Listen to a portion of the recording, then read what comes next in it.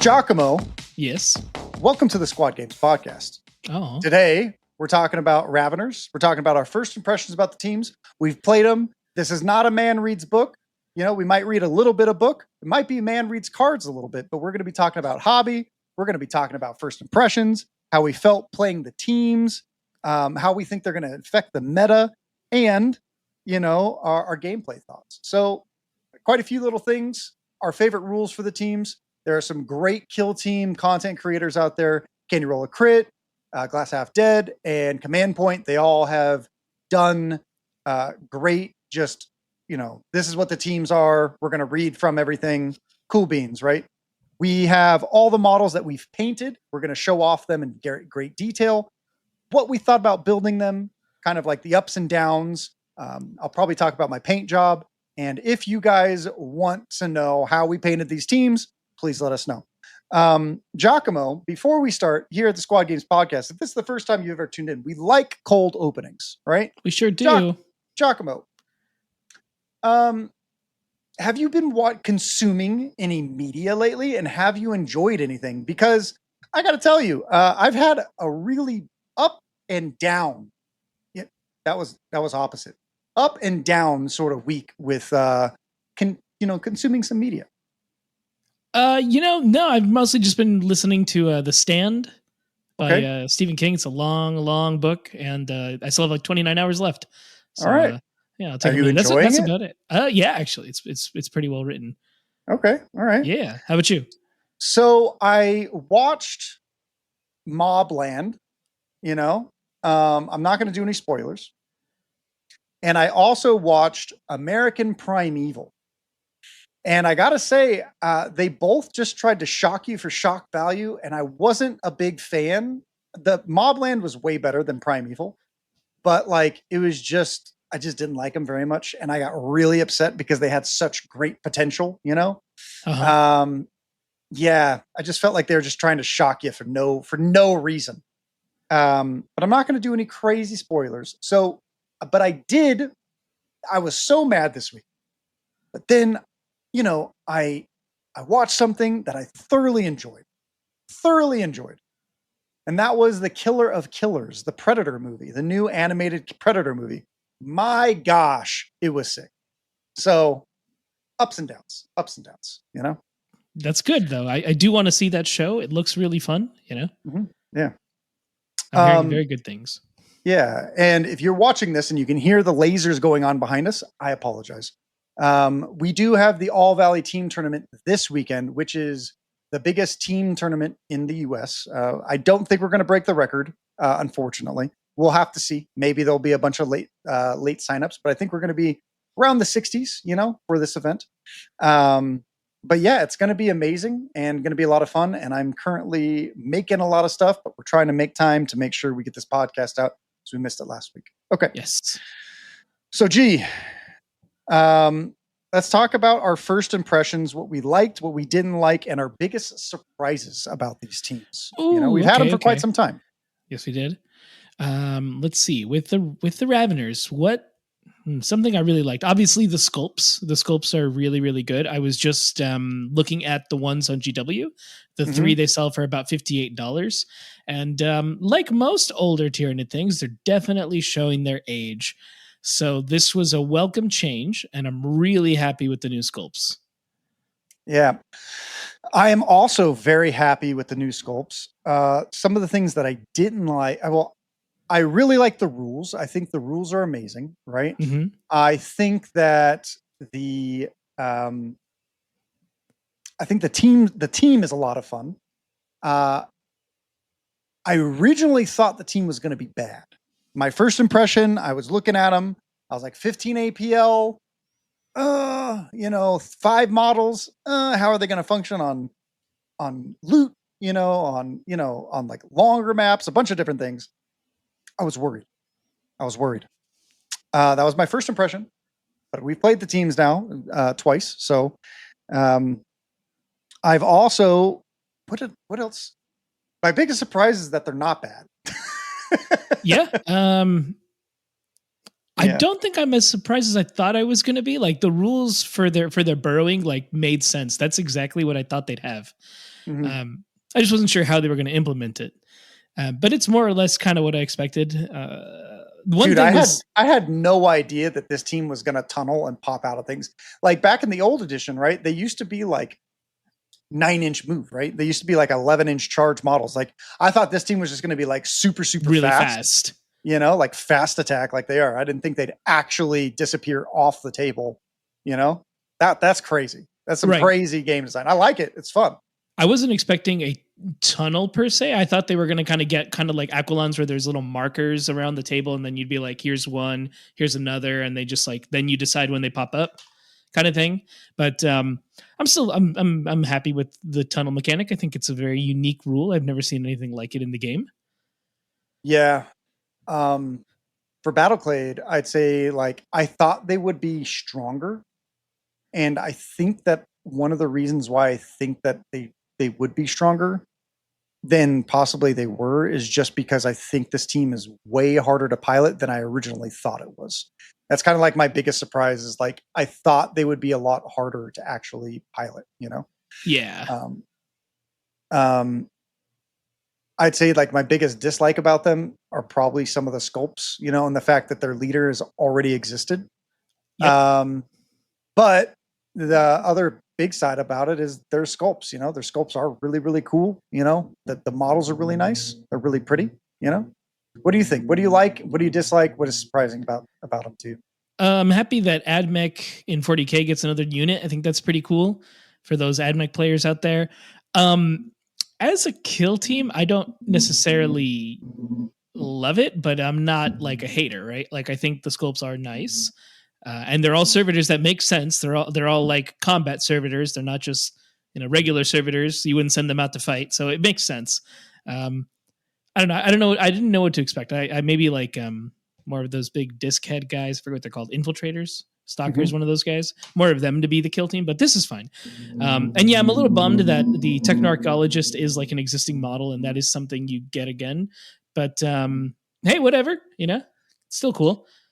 To me, their faction ability is one of the strongest in the game, in my opinion. Next to lead the procession, right? I think this team can easily be like super, super, super oppressive, but I don't think it's in a toxic way. While I think Sanctifiers are rather toxic and bad for the game, right? The way that they're designed, I think that Battleclade really emphasizes player skill. The better you are at this team, the more you're going to be able to dominate your opponents. And your opponents are probably going to feel like, at least my first impression, right, is that people are going to feel that you're going to have play into them. Once you start killing some of their key models, I feel like Battleclade will start to falter, you know, like their leader is probably, in my opinion, the second best model in the game. The first best model in the game, in my opinion, is the Sanctifier leader. This leader, right, is probably like next best, and then maybe even the Tyranid Prime is like the third best, or close up there. He's in the top 5, you know? Like the fact that your leader, that the Battleclade leader, what's his name? The Techno-Archaeologist. Yeah. That's such a weird name. It is. When I could... So he like, so does he like go to like dig sites and like play techno music while he's like uncovering stuff? You know? Yeah, it's exactly what he does. That's what I was thinking. Yeah, you know, so he goes and he gets relics, and so this is like his while gang. Listening to techno. Exactly. Yeah. You know, it's blaring in their MP3 players. I don't know what they use in the 41st millennium for music. Yeah, the blimp guy is also, you know, he's a pretty cool model. You know? Yes, the Underseer, which is kind of your second leader, who's really the one taking care of all the servitors. Yeah, these models really, really, really needed an update. Like the servitors, the old servitors. Oh yeah, where they're all hunched over and they were awful. Like this. Overall, I think my first impression, looking at the box, Games Workshop really did some really cool and creative rules and really knocked it out of the park. I didn't really like the tunnel aspect, but after playing the team, I was much more on board, and I can see where things are going to go and how oppressive and strong the team can be. And I think they have interesting play into each other, you know? And, like I think that Raveners might even beat like AOD, like in Melee. Like this team is like elite, 5 models, crazy. Yeah, I mean, they more or less use chainswords, 5 attacks, 4 or 5 damage, pretty good, hitting on 3s. One thing to note for both teams, which is a good thing, like you mentioned that they're not toxic. So the Raveners rely on the tunnel to get a lot of cool abilities, and obviously you can only set up your tunnel so far. So like that's kind of like your limit. You can't really overpush it, and the network counteract is what lets you be really crazy with Battleclade, but you can only do network counteract on each guy so many times where there's kind of like that rest period of like it's not just stacking on top of you like where you're just getting juggled in the air and you can't come down. Like no, there's a point where you get to come down and fight back for a second. And if you don't, then you die, obviously, because it's very strong. Yeah. So it's good. And it's interesting because like the network counteract is going to be better against certain teams and it's going to be worse against others. Right. Yeah. Like other hordes, people that they can't out activate, they'll be relatively decent into, right? Like it will be, but it won't be like heavily oppressive. Like you did a crazy move that I didn't even think could happen, right? In our battle report, you moved up like this laser dude, right? And you're like, yo, I'm going to laser your dude. Well, you moved in dash, and I was like, all right, I'm still safe. And then you're like, I'm going to network counteract. I was like, is that how it works? Like you didn't get to see that part, and we had to like stop the video, read through the book, make sure that's how it worked, and it did. And it was like, all right, cool. Like it was, and then you shot him and you whiffed. And I was like, okay, I don't know why I complained. I don't know why I complained. I mean, in theory, it's a very strong ability. In fact, the first time that happens, I totally could see someone being kind of like a little salty. But then you realize with the Melta, if you like moved and dashed the Melta up, and you're like, "Yo, I'm gonna nuke you anyways," and I was like, "Thank goodness I was 2 inches away from the wall." Right? Exactly. Like, so in theory, it could be pretty strong. But like we mentioned, there's limits, right? It stops you for a second before you can really get out of hand. I also saw your brain melting. Like literally melting. To read. Like I haven't seen you be like that while playing a team before. Like we've done a battle report now for every single army on release. We get the models painted, we submit them to Games Workshop, and then we play a battle and we record the very first battle. And the reason why we do it like that is so that players can see an objective way of how this team is probably going to function. And if we make mistakes, you can look at your own games in the future and be like, oh, the Tyrannid player might use the damage reduction on the 3s, right? Like that's what I did, and it's damage reduction 4s, but I didn't, it was my first time playing the team. Like it's going to be a relatively common error when you're first starting the team. And it's good to be like, Dakotah messed up. We're going to, burn him. Because now I won't mess up kind of thing, and that's good. It's part of the game, it's just part of the way of the life. But yeah, I think both teams are relatively fun to play. I agree. Whether I like one aesthetic or the other. And one is very, very like if you're starting out, I would recommend people play some Raveners. I agree. I think they're going to be a great starting faction team, depending on how expensive the box is, Well, I think we should get to the title of the video, right? Giacomo, is this team worth your wallet? Ooh. Because right now, if you did not pre-order this team and get it at the Games Workshop site, when like Games Workshop site literally crashed, they literally took their own site off the internet because they had so many people trying to scalp the books. Because I think the End of Terra, like the super book, came out the same weekend. Really? And now on eBay, this box is going for $330. $330. Like, what? Where are we living? That's literally it's literally double the price. It's seriously.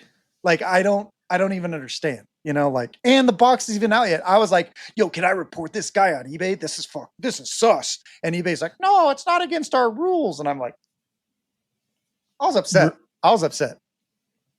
I mean, I'm upset that I can't get another box. I want to make a painting video We have a brand new brush range coming out this week. We're getting our very first shipment in this week, right?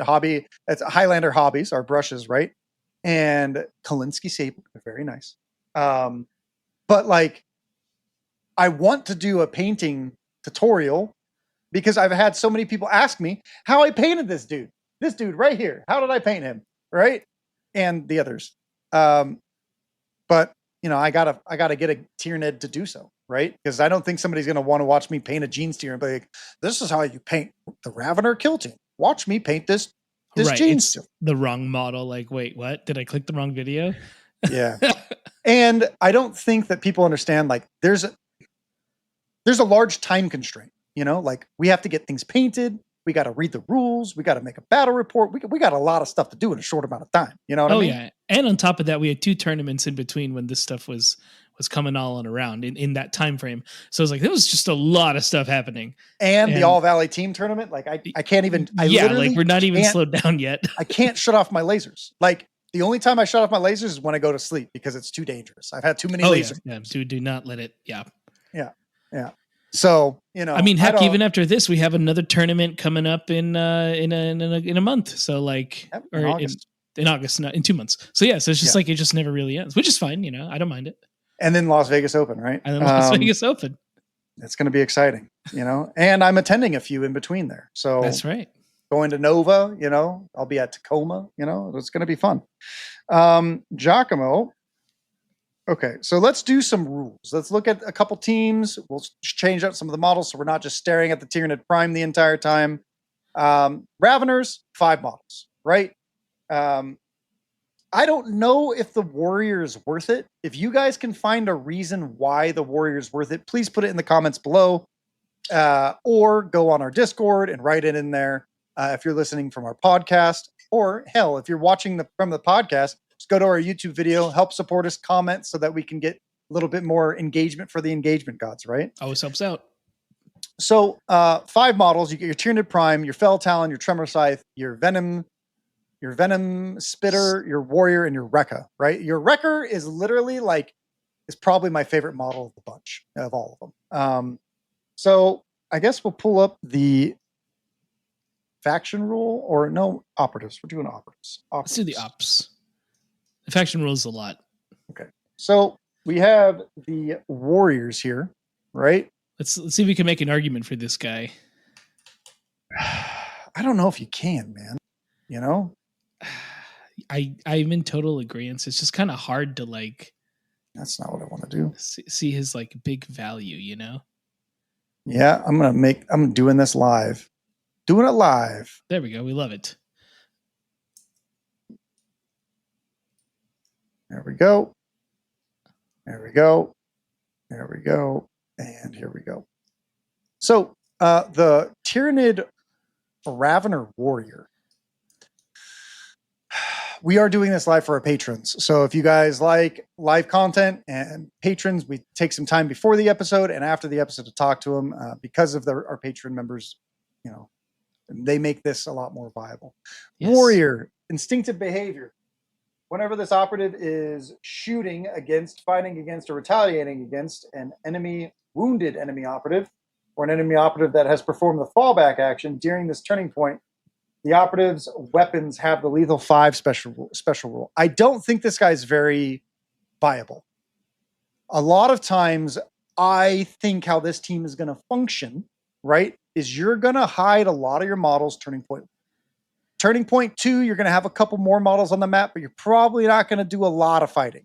Turning point 3, you're going to start stomping the enemy. And turning point 4, hopefully you're crushing the enemy. Otherwise, you're going home, you know, real early, right? And I feel like this team has a weird Chaos Colts vibe where they're stronger the later the game goes because your tunnel's bigger, you have more uses for your strat ploys and all that kind of stuff.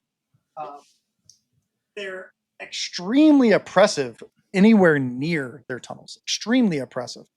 And, you know, you're going to use this model's ability, like this instinctive behavior, maybe once in a game. You know, if they charge a model that doesn't die, maybe it's useful into Space Marines, you know, maybe it's really useful in the Space Marines because maybe you don't kill them all the way. But like when I was fighting Giacomo, anything I touched, I would just murder. Like crack grenades, claws didn't matter. You had 8 wounds. So I was, maybe these guys are good into Felgor. Maybe they're good into Goremongers, maybe Legionary, somebody with a lot of wounds. But other than that, I don't really see the Tyranid Ravener Warrior really useful. What about you, G? Like, I can't think of a use for it because like let's look at Felgor, right? You mentioned them, and I thought of this. If my memory serves me correct, you should be able to burrow while in combat. So you could just frenzy them and you can spend a point to fall back for free and then burrow if you're near a tunnel. Right. So if you kind of just do that, then you just have them frenzied and they're frenzied to nobody and then they die. So like that's a win-win for you. Like frenzy's nothing, Yeah. Yeah. It's actually really incredible what they can do. Yeah. But I mean, you could just fall back too. Like they have a lot of good ploys, and what's crazy about this team, that something that you don't realize until you're playing them, Turning Point 2, I had 7 command points. You don't need to spend any command points. Turning Point 1, period. Yeah, you just save go second. You go second, and your Tyranid Prime is giving you 2 CP. You have 7 CP. It's crazy, right? It's pretty nuts. And then if you don't use anything on Turning Point 2, because you probably don't need to, right? Unless you're playing into Sanctifiers or something that's going to just bum rush you, you're going to have like possibly 10 command points at the beginning of Turning Point 3, and then you can be like, I'm spending every single tack ploy because I'm coming out of tunnels and I'm here to have some fun. That's crazy. All right, next operative, we have the Rekka. He is my favorite operative of the team. He has a bone mace. This is their tail attacks. All of their tail attacks are silent. So yeah, that's real nice. Yeah, and I used it. I was like, yo, I'm just going to implant you. I am just going to stay unconcealed. You're within 3 inches and I'm going to attack you. I don't need to kill you. I'm going to do that. And then if I don't get first turning point, I'm going to spend a command point. I'm going to fall back with this model into the hole. And if I do get first turning point, I'm going to charge you and kill you. Yep. So it almost makes sense to just find a point on the map that like, I want to control this and have your tunnel just go straight for it. Like, sure, they show zigzags in the diorama, but like, I don't think I'm ever zigzagging this thing. I think on hamburger maps, this team is going to be, or hot dog maps are going to be way, way better, because you start, we'll get to that when we get to the faction rules. Yeah. This guy's amazing. He's way tankier than you think he is. Mm-hmm. I think Giacomo attacked him 5 times before he died. It took a lot of shots to take him down. Even with me misplaying him and him dying on the 5th time that Giacomo attacked him, right? And then I would have death frenzied and your model would have died anyways. It wouldn't have changed the game at all, right? But like the fact that every time I activate, I heal D3 because of an equipment piece. And when you attack, I think we also did crush before I struck, Yeah. So you can do additional damage. It's just like still wouldn't matter. Yeah. Yeah. That's what's nice about this team is they all kind of have like an ability that helps them finish something off. Mm-hmm. This is his, obviously. And he has a 4-up save. That's true. He's one of the few because everyone else is rolling 5s. I don't even think I played him with a 4-up save. I think I played him with a 5-up save. You know? Okay. Yeah. That's what 3 hours of sleep will do to you. But this model's so tanky. I literally put him on a point and Giacomo couldn't remove him until turning point 4. It took you started attacking him turning point 2, right? And turning point 3. And then I was like, yo, I'm just going to kill this guy. Now I'm going to kill this guy in melee while holding this point and securing it. And then you're like, all right, turning point 4 finally took it from you. Yeah. Crazy. It's pretty nuts. This guy's great at holding points. And could you imagine if the whole team had 4-up saves? Like, no, I couldn't. Knowing what like how tough this team would be. Be busted, I think. Be busted. Tremor Scythe is up next. I never got to use this thing. He's a great model to keep in reserve, to keep it to like have it so that he could pop out or he could attack somebody from inside his tunnel or whatever he does, Like he's a great model for don't come on my tunnels. Don't come to me. And Giacomo, you were like, yo, I'm not going to play your game. I'm not going to get anywhere near your tunnels. And I feel like a lot of people are going to play the game that way. But with their tunnels, you can hard force an objective that's going to probably be yours. Yes. And that is what is going to be really impressive about this team. Teams that can't deal with them in melee, you're going to have to give up wherever they're going. You know, they might even be going to your home objective and going for storm objectives. Like, they could do some crazy stuff, you know? Yeah, on Hot Dog for sure. Yeah, I think this is a great model to keep in your tunnel. I think you really only need to keep 2 models in your tunnel. You know, it's this guy and the Fell Talon, you know? Yep. I think those are the only 2 that you should keep in there. He's a good model, you know? 20 wounds. I think he was like one of the few models that were alive at the end of the game. You have the Fell Talon up next. This model has poison, right? Which is crazy. And their poison is not the same poison as poison that already exists in the game. It is one thing that annoys me about this team. You know, I wish that we had universal keywords. I wish all poison was the same. You know, maybe this was Xenos toxins doing D3 damage, you know, or burn, you know, that's, you know, like a little ridiculous. His toxic lunge, he can attack from out of the tunnel, not the other guy. That's this guy. The other guy that's in, he can pop out, right? Yes. Yeah, he has poison. You know, he has 2 different, you know, shooting attacks. Yep. One 6 inches, which is nice. They're both silent. Yep. And the other one's poison. You know, I don't know why you would ever use the pincer tail. Literally. Maybe you're not trying to kill somebody. Maybe you're trying to implant them, you know? Even then, I would just try to poison an implant.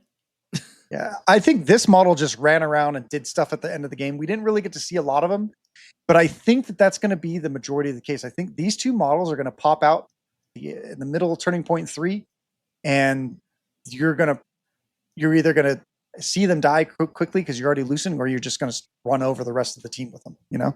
That's the nature of a 5-man team too, right? Like in a 6-man team, you got to sacrifice one guy to go do the job. So now in a 5-man, one guy's going to get left behind. Yeah. The Ravener Prime is really good. Giacomo tried his darndest to kill this guy. You shot like the arc cannon at him. You shot like a whole bunch of stuff at him, and he lived on like 1 wound. And every time I'd activate him, he'd like heal up to like four life, you know, and you just couldn't kill him. I was rolling well, you know. There's a whole bunch of crazy stuff. This model was pretty good. You know, I think I even damaged myself by failing one of my CP on turning point 3, you know, the sympathetic limma or something. Yeah. And I think I rolled a 1, so I took a damage. But this model is amazing. You know, he's really good, gives you CP, really tanky.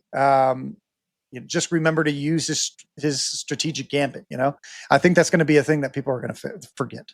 Yeah, turn 1 and 2, incredible. 3 and 4, you can, but you really don't need to after that. You know, I should have been showing off the models as this goes. That's okay. My bad. You can now. This Venom Spitter is actually one of my favorites. He is probably the best model on the team. Yeah.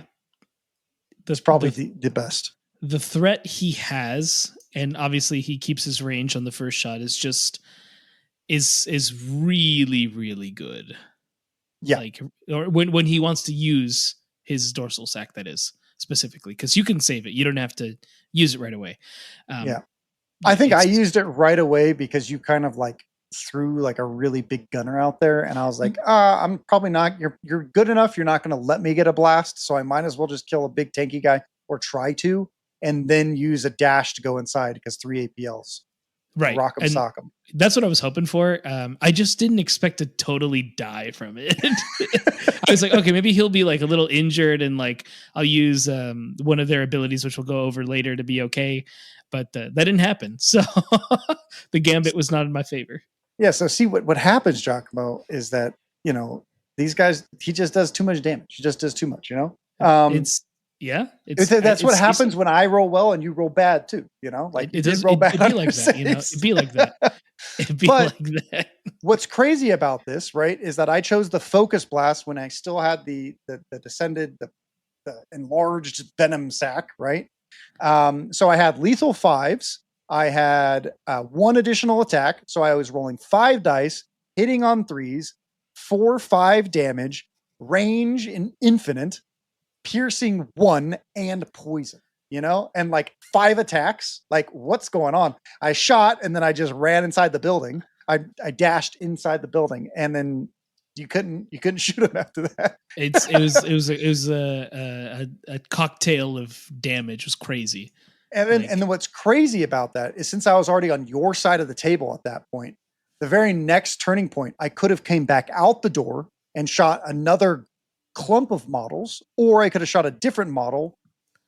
But I didn't choose either one of those. Instead, I chose to run around, climb over a wall, and then attack my 2 models in melee, and try and live and implant a guy. You know, and like it was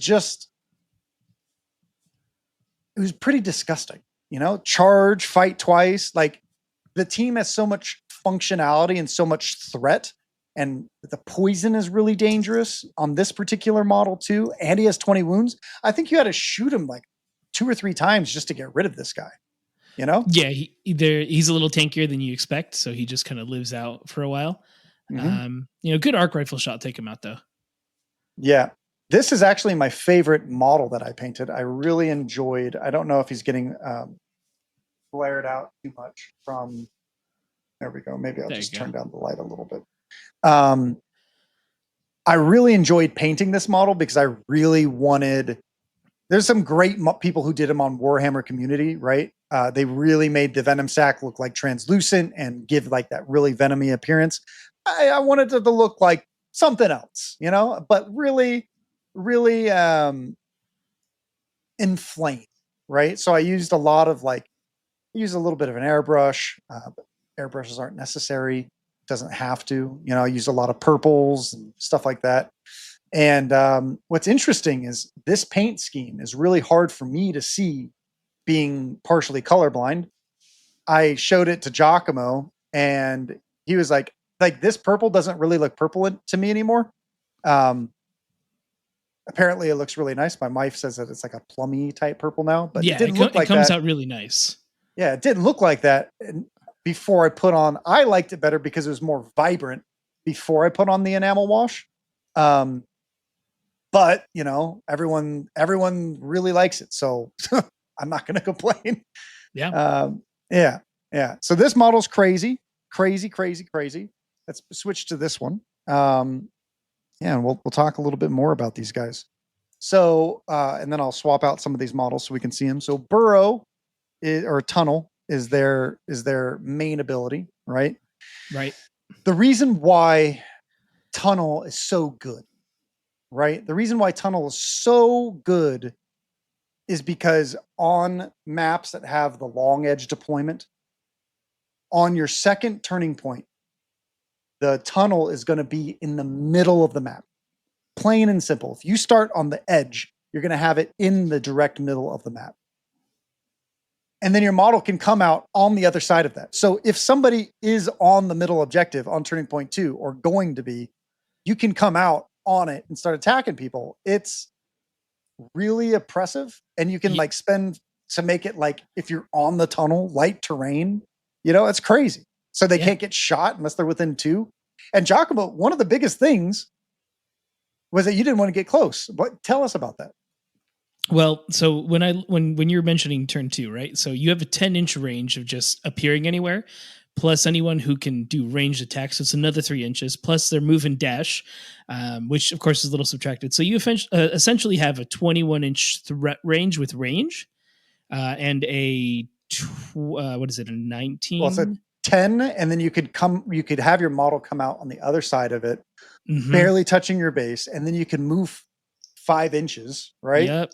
And then another dash because you have 3 APL, and you could melee, or if you're not close enough to shoot, like the range is so good. Like, you don't want to be near the tunnel because of that that secret attack that'll happen. And it's all in silence, so you could just stay and conceal behind a piece of cover, and it's just like I don't take any damage back anyways. There's no retaliation.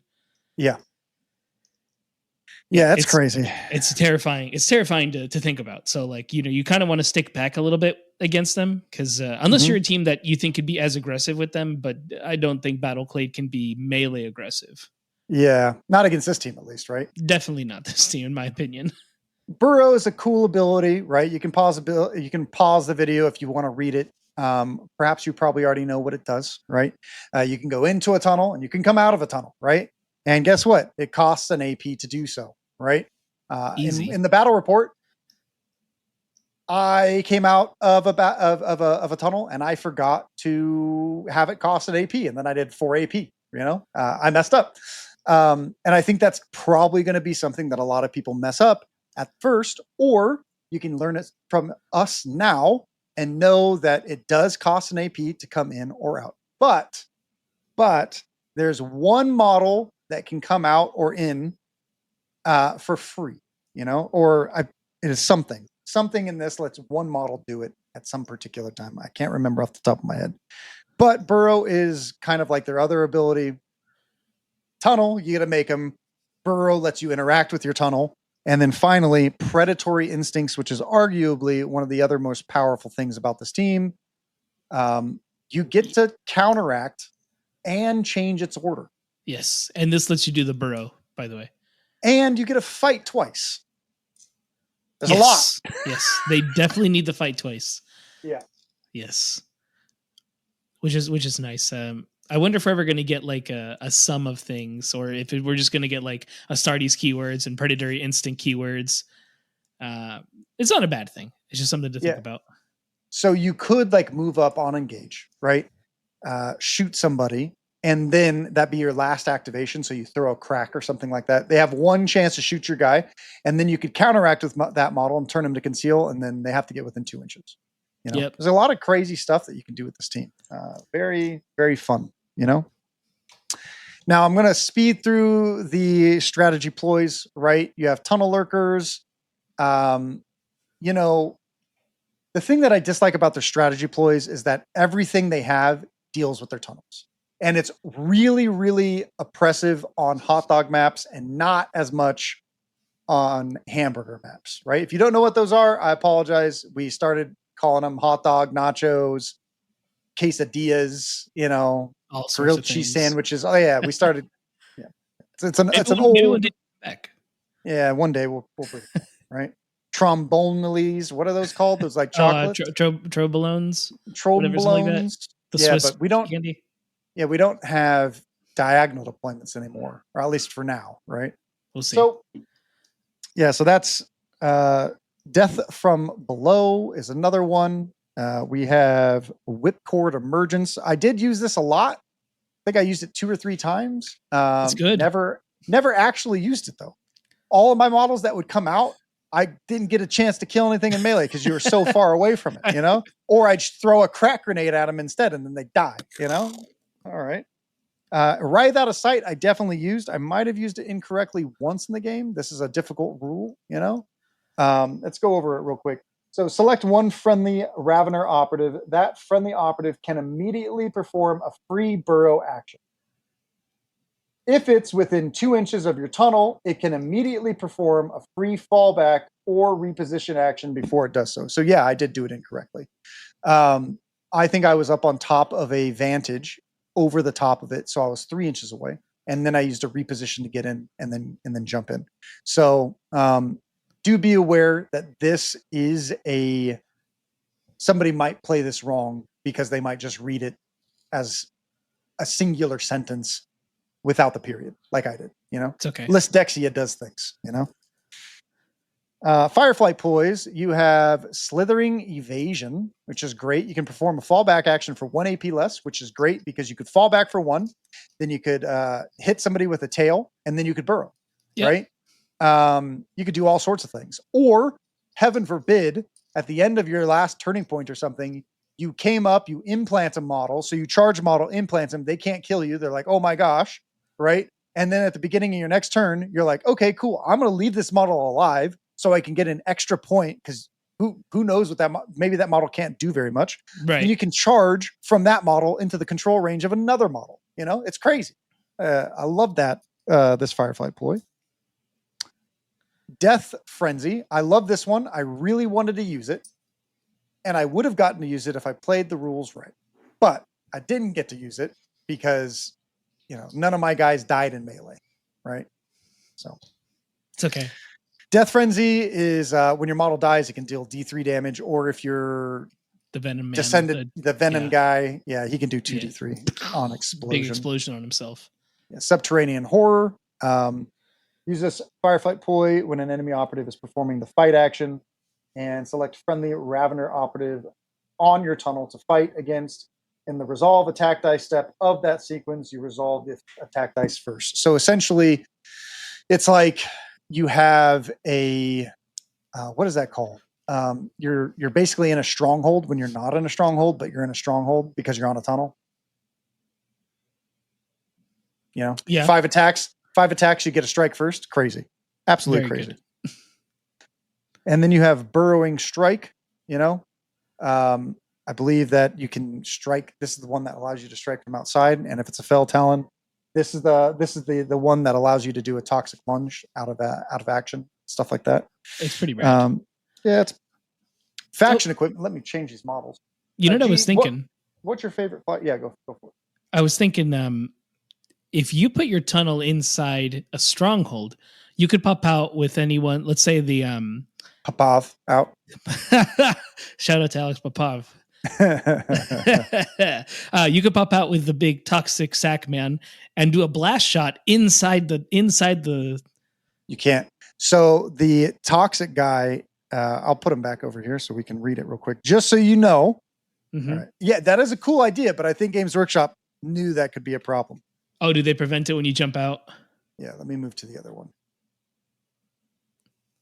So the descended dorsal sac, right? I believe it also says until this operative has shot with its venom bolt, or until it performs the burrow action.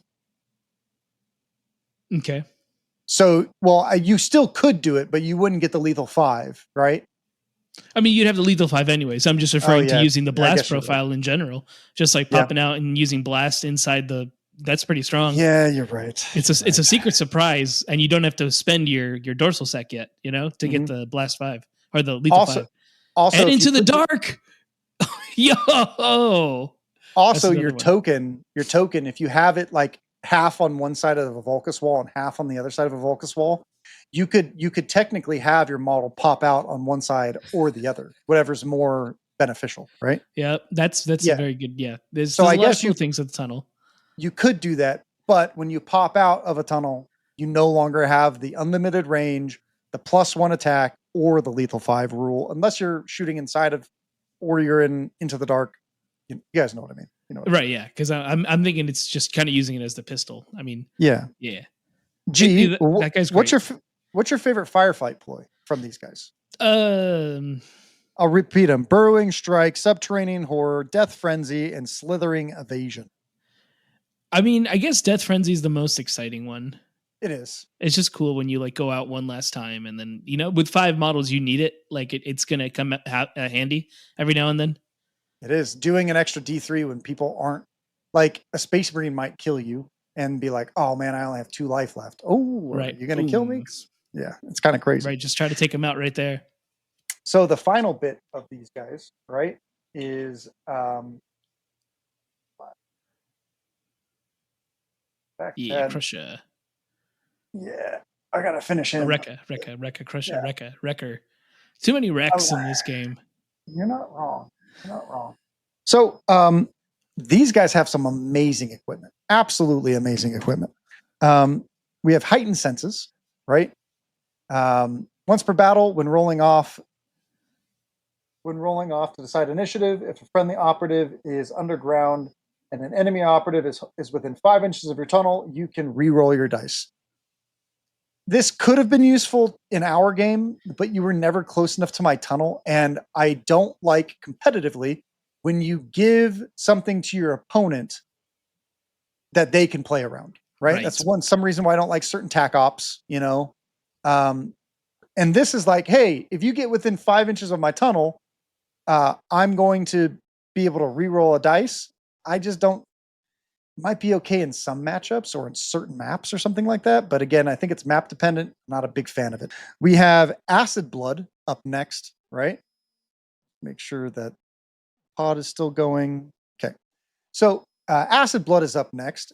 We have, this one is a great faction ability ploy.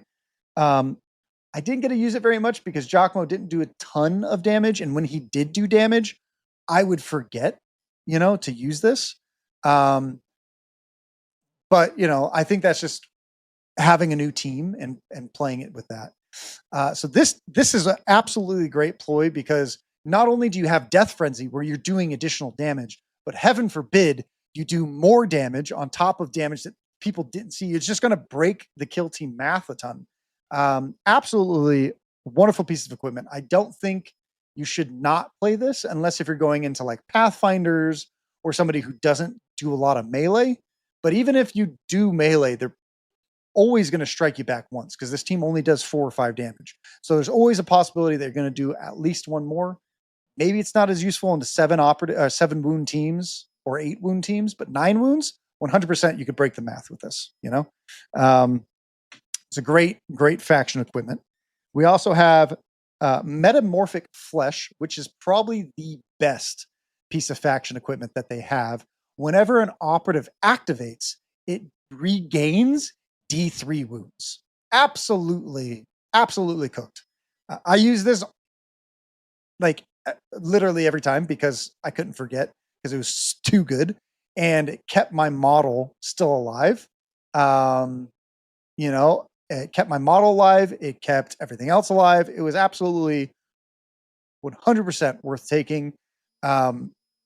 I think it kept my leader alive because my leader healed twice. The Rekka healed twice.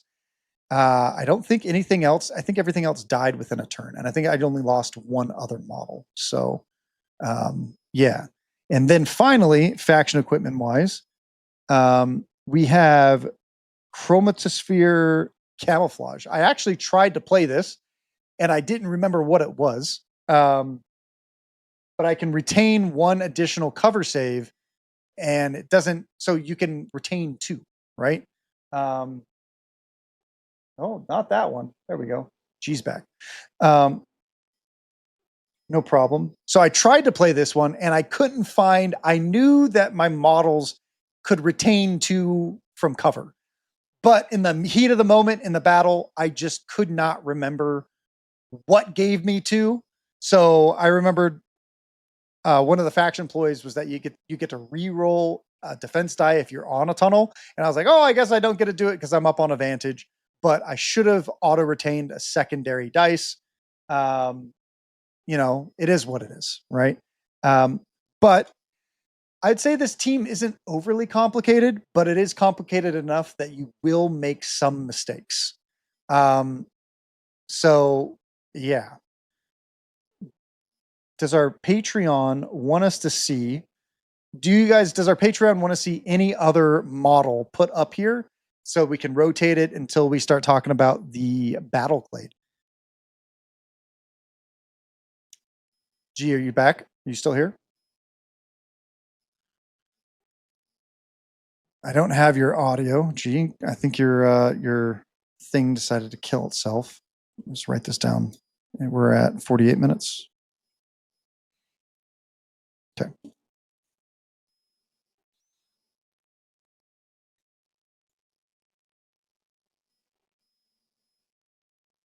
Yeah, Matt, I'd also like to see Rekkas and the Raveners. I think it would be a lot of fun. I'm waiting for G to fully come back before we go to Battleclade because I don't know diddly about Battleclade other than their faction rule, couple of the operatives, and I have some like hot takes on some other little bits and bobs about the team. So, but I don't know like all their ins and outs, what Covert Guises does or any of those. I'm still stuck on the Covert Guises from Chaos Cultists back in the day, where they got a free dash, just like whoever had one of those got a free dash, like Vetgar did in the last edition. So I'm still kind of stuck there.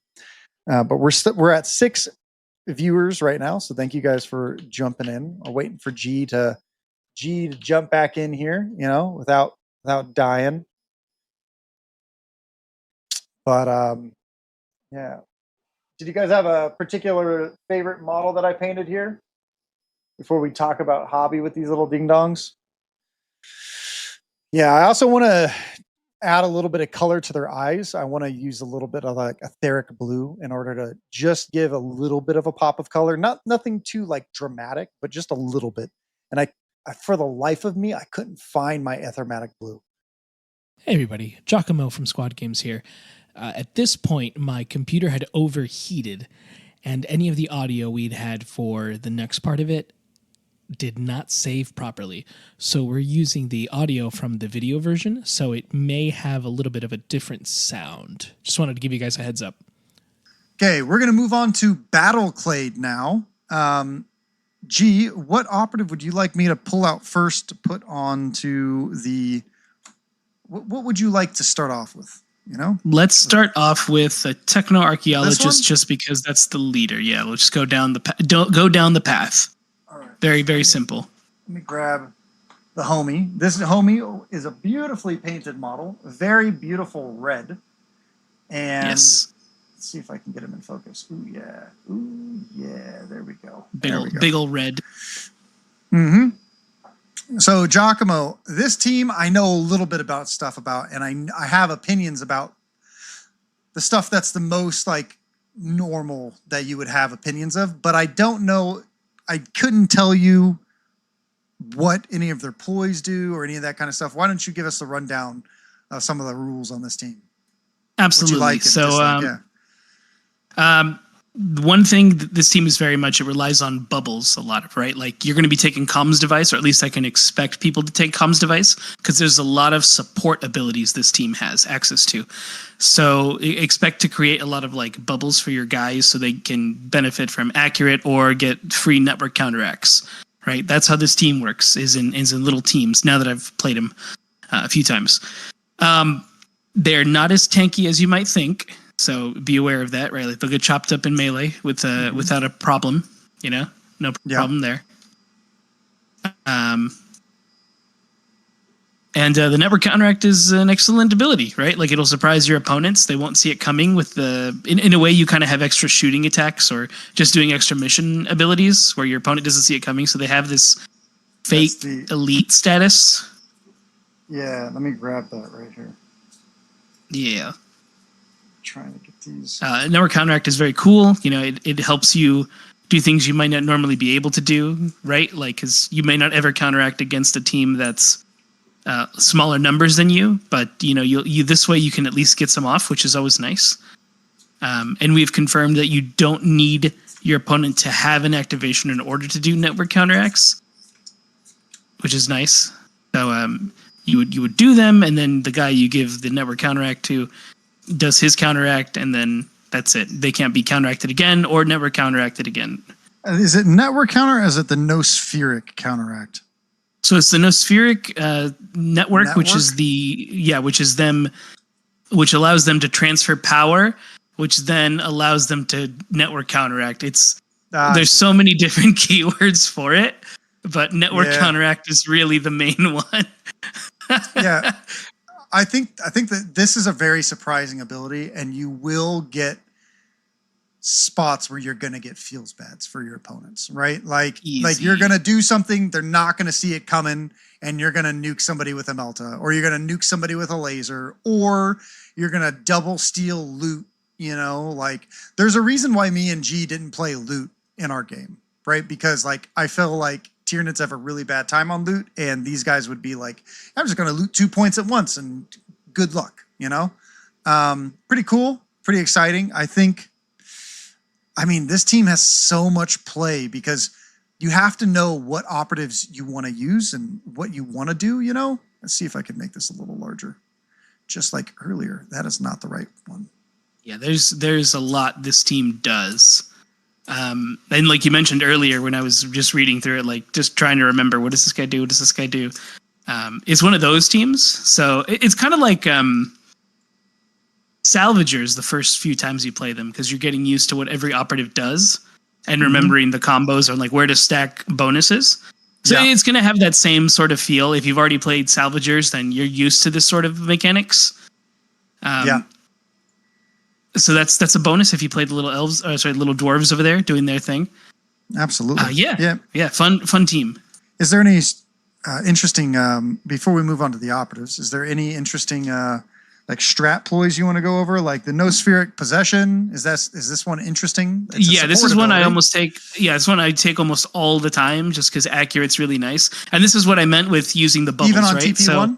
Because if you used a comm device, if you got a shot, take it, right? But I doubt you're going to really get a shot. Mm-hmm. Yeah, so like, because accurate 1 is always nice because a lot of guys, like your regular combat dudes, are hitting on 4s. So any chance of you not having to roll a dice is wonderful. I'll take it all day. And this is great with the comms device. Yeah, because of support. So whether you're the auto proxy or if you're the underseer who's giving out the bubbles, so in theory you could have a 6-inch bubble and a 9-inch bubble somewhere, right? Yeah. Yeah. That is one thing to note with this team. The auto proxy and the underseer themselves aren't the greatest in combat. So they're essentially antennas. So be aware of them. It's fair. You have this one, the Incantation of the Iron Soul. This one you can subtract 1 damage from pretty much anything for 3 or more. But right? It is on a 5-up, so that's the caveat. If it can do against criticals, but it is against 5-up, so it's a little bit harder. 5-up Villain of Pain's not bad though, or damage reduction. Yeah, I think this is a really good ploy, especially if there's a team that doesn't have 4 or 5 damage. Like if you ever rolled and actually saved any of my damages, some of your models would have lived, but you just rolled really bad in our battle, right? In our battle. And this, like you mentioned, can change that breakpoint of your wounds, right? You're either 8 or 11 for your gun servitors. This can change all the difference by just giving you 1 extra wound. Then you network counteract or something, that they weren't expecting. Yeah, and then you're able to hit them first or something like that, or you can fall back or, whatever. Yeah, well, you wouldn't be able to fall back, but that's besides the point with the counteract. Yeah. Okay. We have prioritized acquisition. What is that? This one helps you in. This is a lot of words. This one will help you in melee. Essentially, you're going to be able to control a point better, and you'll fight on the point better as long as you're within 3 inches of it. Amazing. Yeah. Amazing. And then you have very, very simple. Duty of Reclamation. So this one, if you are choosing a point, so if you control a point, I believe, or you can test a point, you can have the command point reroll for free.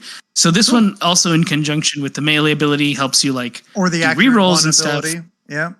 Or the accurate one to help you get more rerolls to try to get a better shot. Because again, it's free, right? Yeah, I don't know why you wouldn't ever spend this if you're trying to be aggressive, unless if you're run out of CP. I think that this team is heavily CP reliant. Heavy. Yeah. Heavy. I was almost at 0 every game or every round. And that's a nice thing, right? Because that's for defense too. So you can just kind of try to stay alive a little longer. This one, you can ignore the piercing roll on your tech priest. So that would be your underseer or your archaeologist. It just keeps them just a tad bit more alive. But against big monsters, it wasn't really going to affect it too much because you're killing me in melee anyways. So this is team. This is probably more team dependent. I think I had piercing 1 crack weapons, but the thing is do you really want to spend your command point to ignore the piercing 1 on a crack when you really need it for some of these other ones, like damage reduction or something like that? I feel like that's difficult to want to spend unless you have an abundance. Maybe you're going second and you're getting extra command points and stuff, or it's going to save a model, perhaps. It's probably really good against Meltas, but a Melt is probably going to cook you anyways. So who knows? Yeah, that was kind of the issue with some of these plays. Is there's ones you want to take for sure, and then there was some I was experimenting with and realized this doesn't help me against this team at all. So it just comes down to that. Yeah. Okay, what about, because you didn't get to use a lot of these, this one I wanted to use against poison and stuff, like the exorcism, so that I could just remove it, but they died, so it never mattered, right? You're not wrong. And you don't have abilities on the Tyranids team to be like Phobos, you can't activate for a certain amount of activations. I never really could use the system exorcism. I feel like I almost brought stun grenades, instead of smokes. So like if you moved up a guy, I could counteract, throw stun grenades so that you couldn't actually like power transfer or something like that. Like I thought about it, and I feel like this would have been great if I tried doing that. But what kind of sucks about this team is if you take stun grenades into them, you almost force them to start spending command points on system exorcism against certain operatives so that they can't functionally use their command points the way they want to. So perhaps stun grenades are really good and just undervalued. Maybe stun and smoke. Stun for sure, especially like if you get the teams that can take additional stun grenades. I think it's just Phobos. Because you really want to use network counteract, right? So if you're stunning all the servitors, especially like the auto proxy servitor, who's not really going to be using too many of their abilities, they're going to be giving away a lot of them, or a combat servitor in the back. Oh, sorry, a gun servitor standing on advantage, which is mainly just going to be shooting the one time. Doing that to them really, really helps out. Like if you can reduce their AP. So that's one thing to watch out for. Teams that reduce AP. Brood Brothers are probably going to be a rough time for Battleclade because they can just look at people and then you can take stun. Interesting. We also have remote access. This one is really good. Yeah, and I wish I would have made more use of it because you can run up like the techno-archaeologist, just get them really close to an objective, and then use this from 4 inches to do the objective. And then cool, I secured the objective, go run to somewhere else now.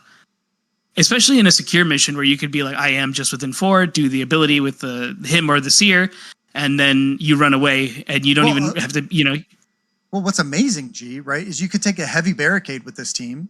You could put it 4 inches away from your home objective, and you don't even have to be on your home objective. You could just use this to loot or something like that, right? And you could really deny teams that are trying to do like storm objectives or some other things, like remote access is quite a good ability. And it's definitely something that you could play with depending on the team that you're focusing on. Because you could just leave like your home objective like super open. It's like, hey, come touch it. I'm gonna kill you, and then I'm gonna tap it back to my side after I out activate you. Yeah, like that's definitely one thing, especially just putting like the underseer who doesn't really want to move. Once he finds his 9-inch bubble, he's happy. Like just, find his 9-inch bubble and then just also try to be within 4 inches and just keep tapping stuff for free. Yeah. Of course, it does cost you 1 command point to use every time. So, but if it's like a mission like Secure or one that you just have to control once and just own it once, this is perfect. Yeah.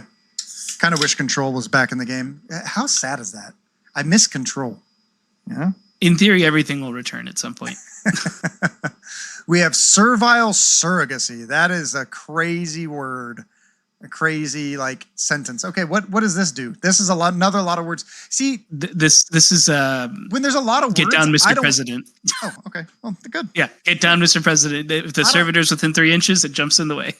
I don't like to read a lot of words, I'm glad it's like, get down, Mr. President. Okay.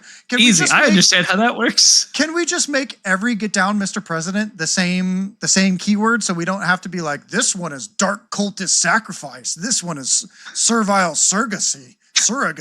This one is Ding Dong McGee saves Ding Dong McGo. Come on, guys. That's the beauty of our jargon here in Kill Team is we created that, and that's like 40K has uppy downies for their when a thing comes up and down, So that's the thing in 40K, uppy downies. So you take your model. He's on the field. He goes up, and then he spawns down over here or something, off the board. Yeah, that's the uppy downies. Firstly, what was the thing you picked up? Secondly, I still don't understand. This guy. He has a ladder. All right. Yeah, and this guy has a hula hoop. There's 2 of them. All right, I like it. They glow in the dark. Okay, I like it. Yeah. Now, I don't understand. What is this? What are we talking about here? What is this thing? Oh, well, I'm just referring to jargon used in games when the developers haven't made a keyword, right? So get down, Mr. President is the keyword to be like, yo, jump in the way, I like it. Yeah. So we have our techno archaeologist. Now, this guy likes playing techno music really loud at the grave sites of his enemies while they dig up dark Xenos tech. You know, why don't you tell us about this guy and why he is so good? Do you agree? Firstly, do you agree that this guy is the second best leader in the game? I definitely think so if you can position him right. I was still kind of figuring it out myself, but like using Seeker of Divine Arcana, the strategic gambit, lets him like move forward, fall back, or pick up stuff for free. So essentially, like you could just go to a marker or pick up something you need to get, and then like, cool, I have this now. And that happens before the battle, the round even begins, you know, like if you position yourself right, or to fall back and just be ready to shoot. Omni Scrambler, removing Obscuring is always really nice. Like he's just got a lot of abilities. He's a 3-up armor save, so he's relatively tanky. 9 wounds, you know, so that's decent. And his weapon is great. The devastating 3 weapon. It's great. The only thing that would make him better is if he hit on a 2. You're not wrong. So, G, what is this gun, and what is 1-inch devastating 3 in your opinion? Because we've never seen this. You know, range 8, 1-inch devastating 3. Range 8, 1-inch devastating 3, lethal 5. I think it's a misprint, or it was. I think it's old blast. It's an old. I think it's supposed to be blast. Yeah, old blast with 3 devastating. You know, like, okay, that's ridiculous. Right. If it is blast, like if you have 2 dudes next to each other, blast 1. Like, all right, you could take out 2 dudes in one shot. This would be crazy. Yeah, pretty reliably because you have lethal 5s. Just bring back the blast keyword, guys. What are we doing? Lethal 5. I hope he has it. Lethal 5, crazy. And then we have Servo Arc Claw, 4 attacks, hitting on 4s, 3/4, severe shock. So you look at it and you're like, 4 attacks, hitting on 4s, 3/4, whatever. And then he has severe shock, you know? Like he guarantees a severe shock, and he's just okay in melee. Use his gun. Yeah. You know? Yeah. Fascinating. Now, let's see here. This guy is the Techno Servitor. He has this arm, right? We'll go through hobby after we talk about rules. You know, maybe I'll make multiple videos of it. You know, we'll have to see. Yes. This is their medic, the Techno Medic or something. I think it's called. Yeah. All right. So this guy's pretty cool. Now here's something to note. When he heals, he doesn't lose an APL. Oh. So that means he can transfer power. He could like heal, transfer power or something, and then like. You know, or sorry, reviving, not healing. When he revives somebody, he doesn't lose an APL. So it's like he doesn't have to risk losing his ability to do the power.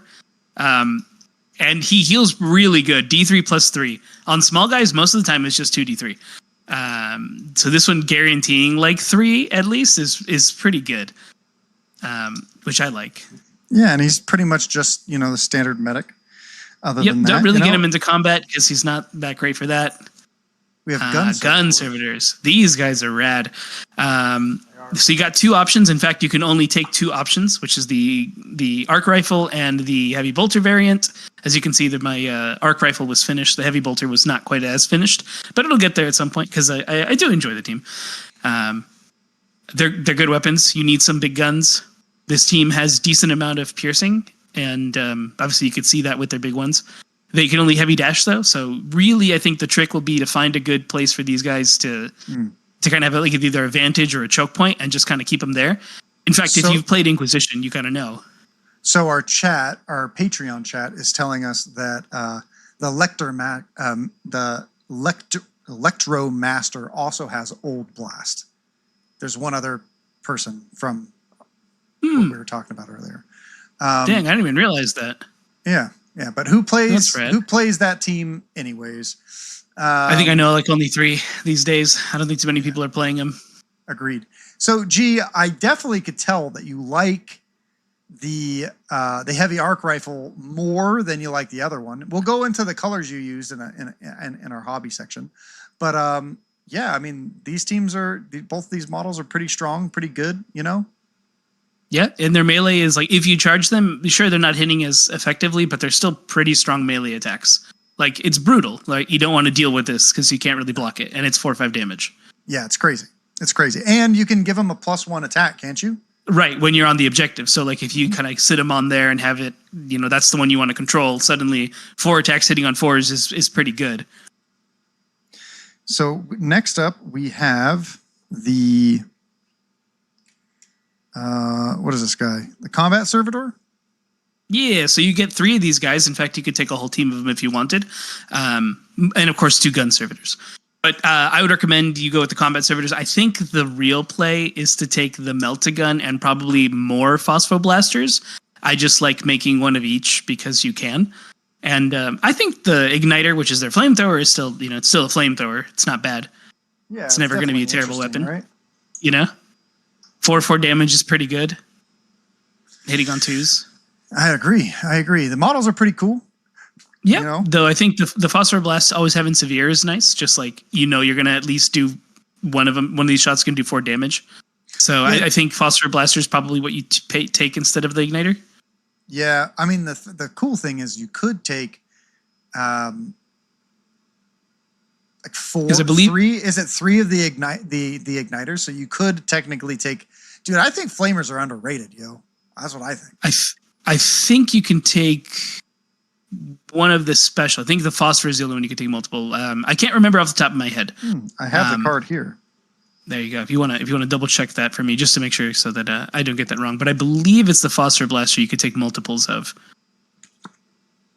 Other than the combat servitor operatives, your kill team can only include each combat operative above once. You cannot select a combat servitor with a Meltagun more than once, and you cannot select one with the Incend Igniter more than 3 times.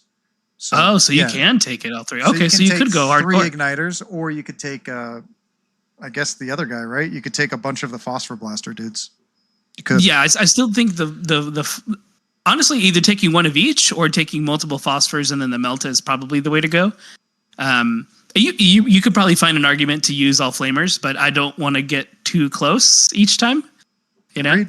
And the Phosphor Blaster just gives you that little bit of like range, and then the Igniter can be like, I'm not close enough yet, so I can move, and then I can do the network counteract for somebody else who has range, Well, the reason why I like the flamers is that that's a 4/4 flamer.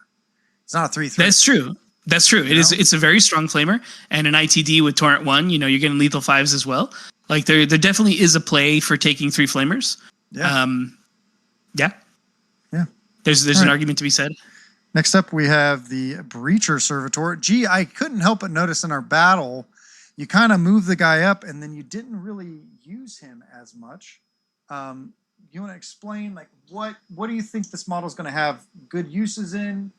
What do you think? What do you think about this guy, this homie?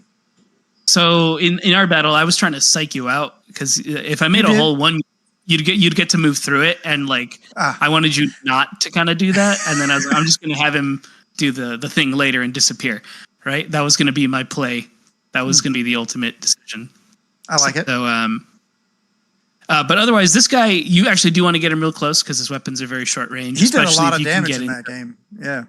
He does a lot of damage, and he hits on 3s, which is big, right? That's one of the big things. Is this one of your few operatives is hitting on 3s with such a weapon? It doesn't have devastating. It doesn't matter. You have piercing too. So yeah, it's like a you're just gonna mini. rip through it. It's like a mini Meltagun. And what's interesting about this team is that if you set it up correctly, technically you could get. Technically, you could go like. Get 4 AP2 shots off in a game.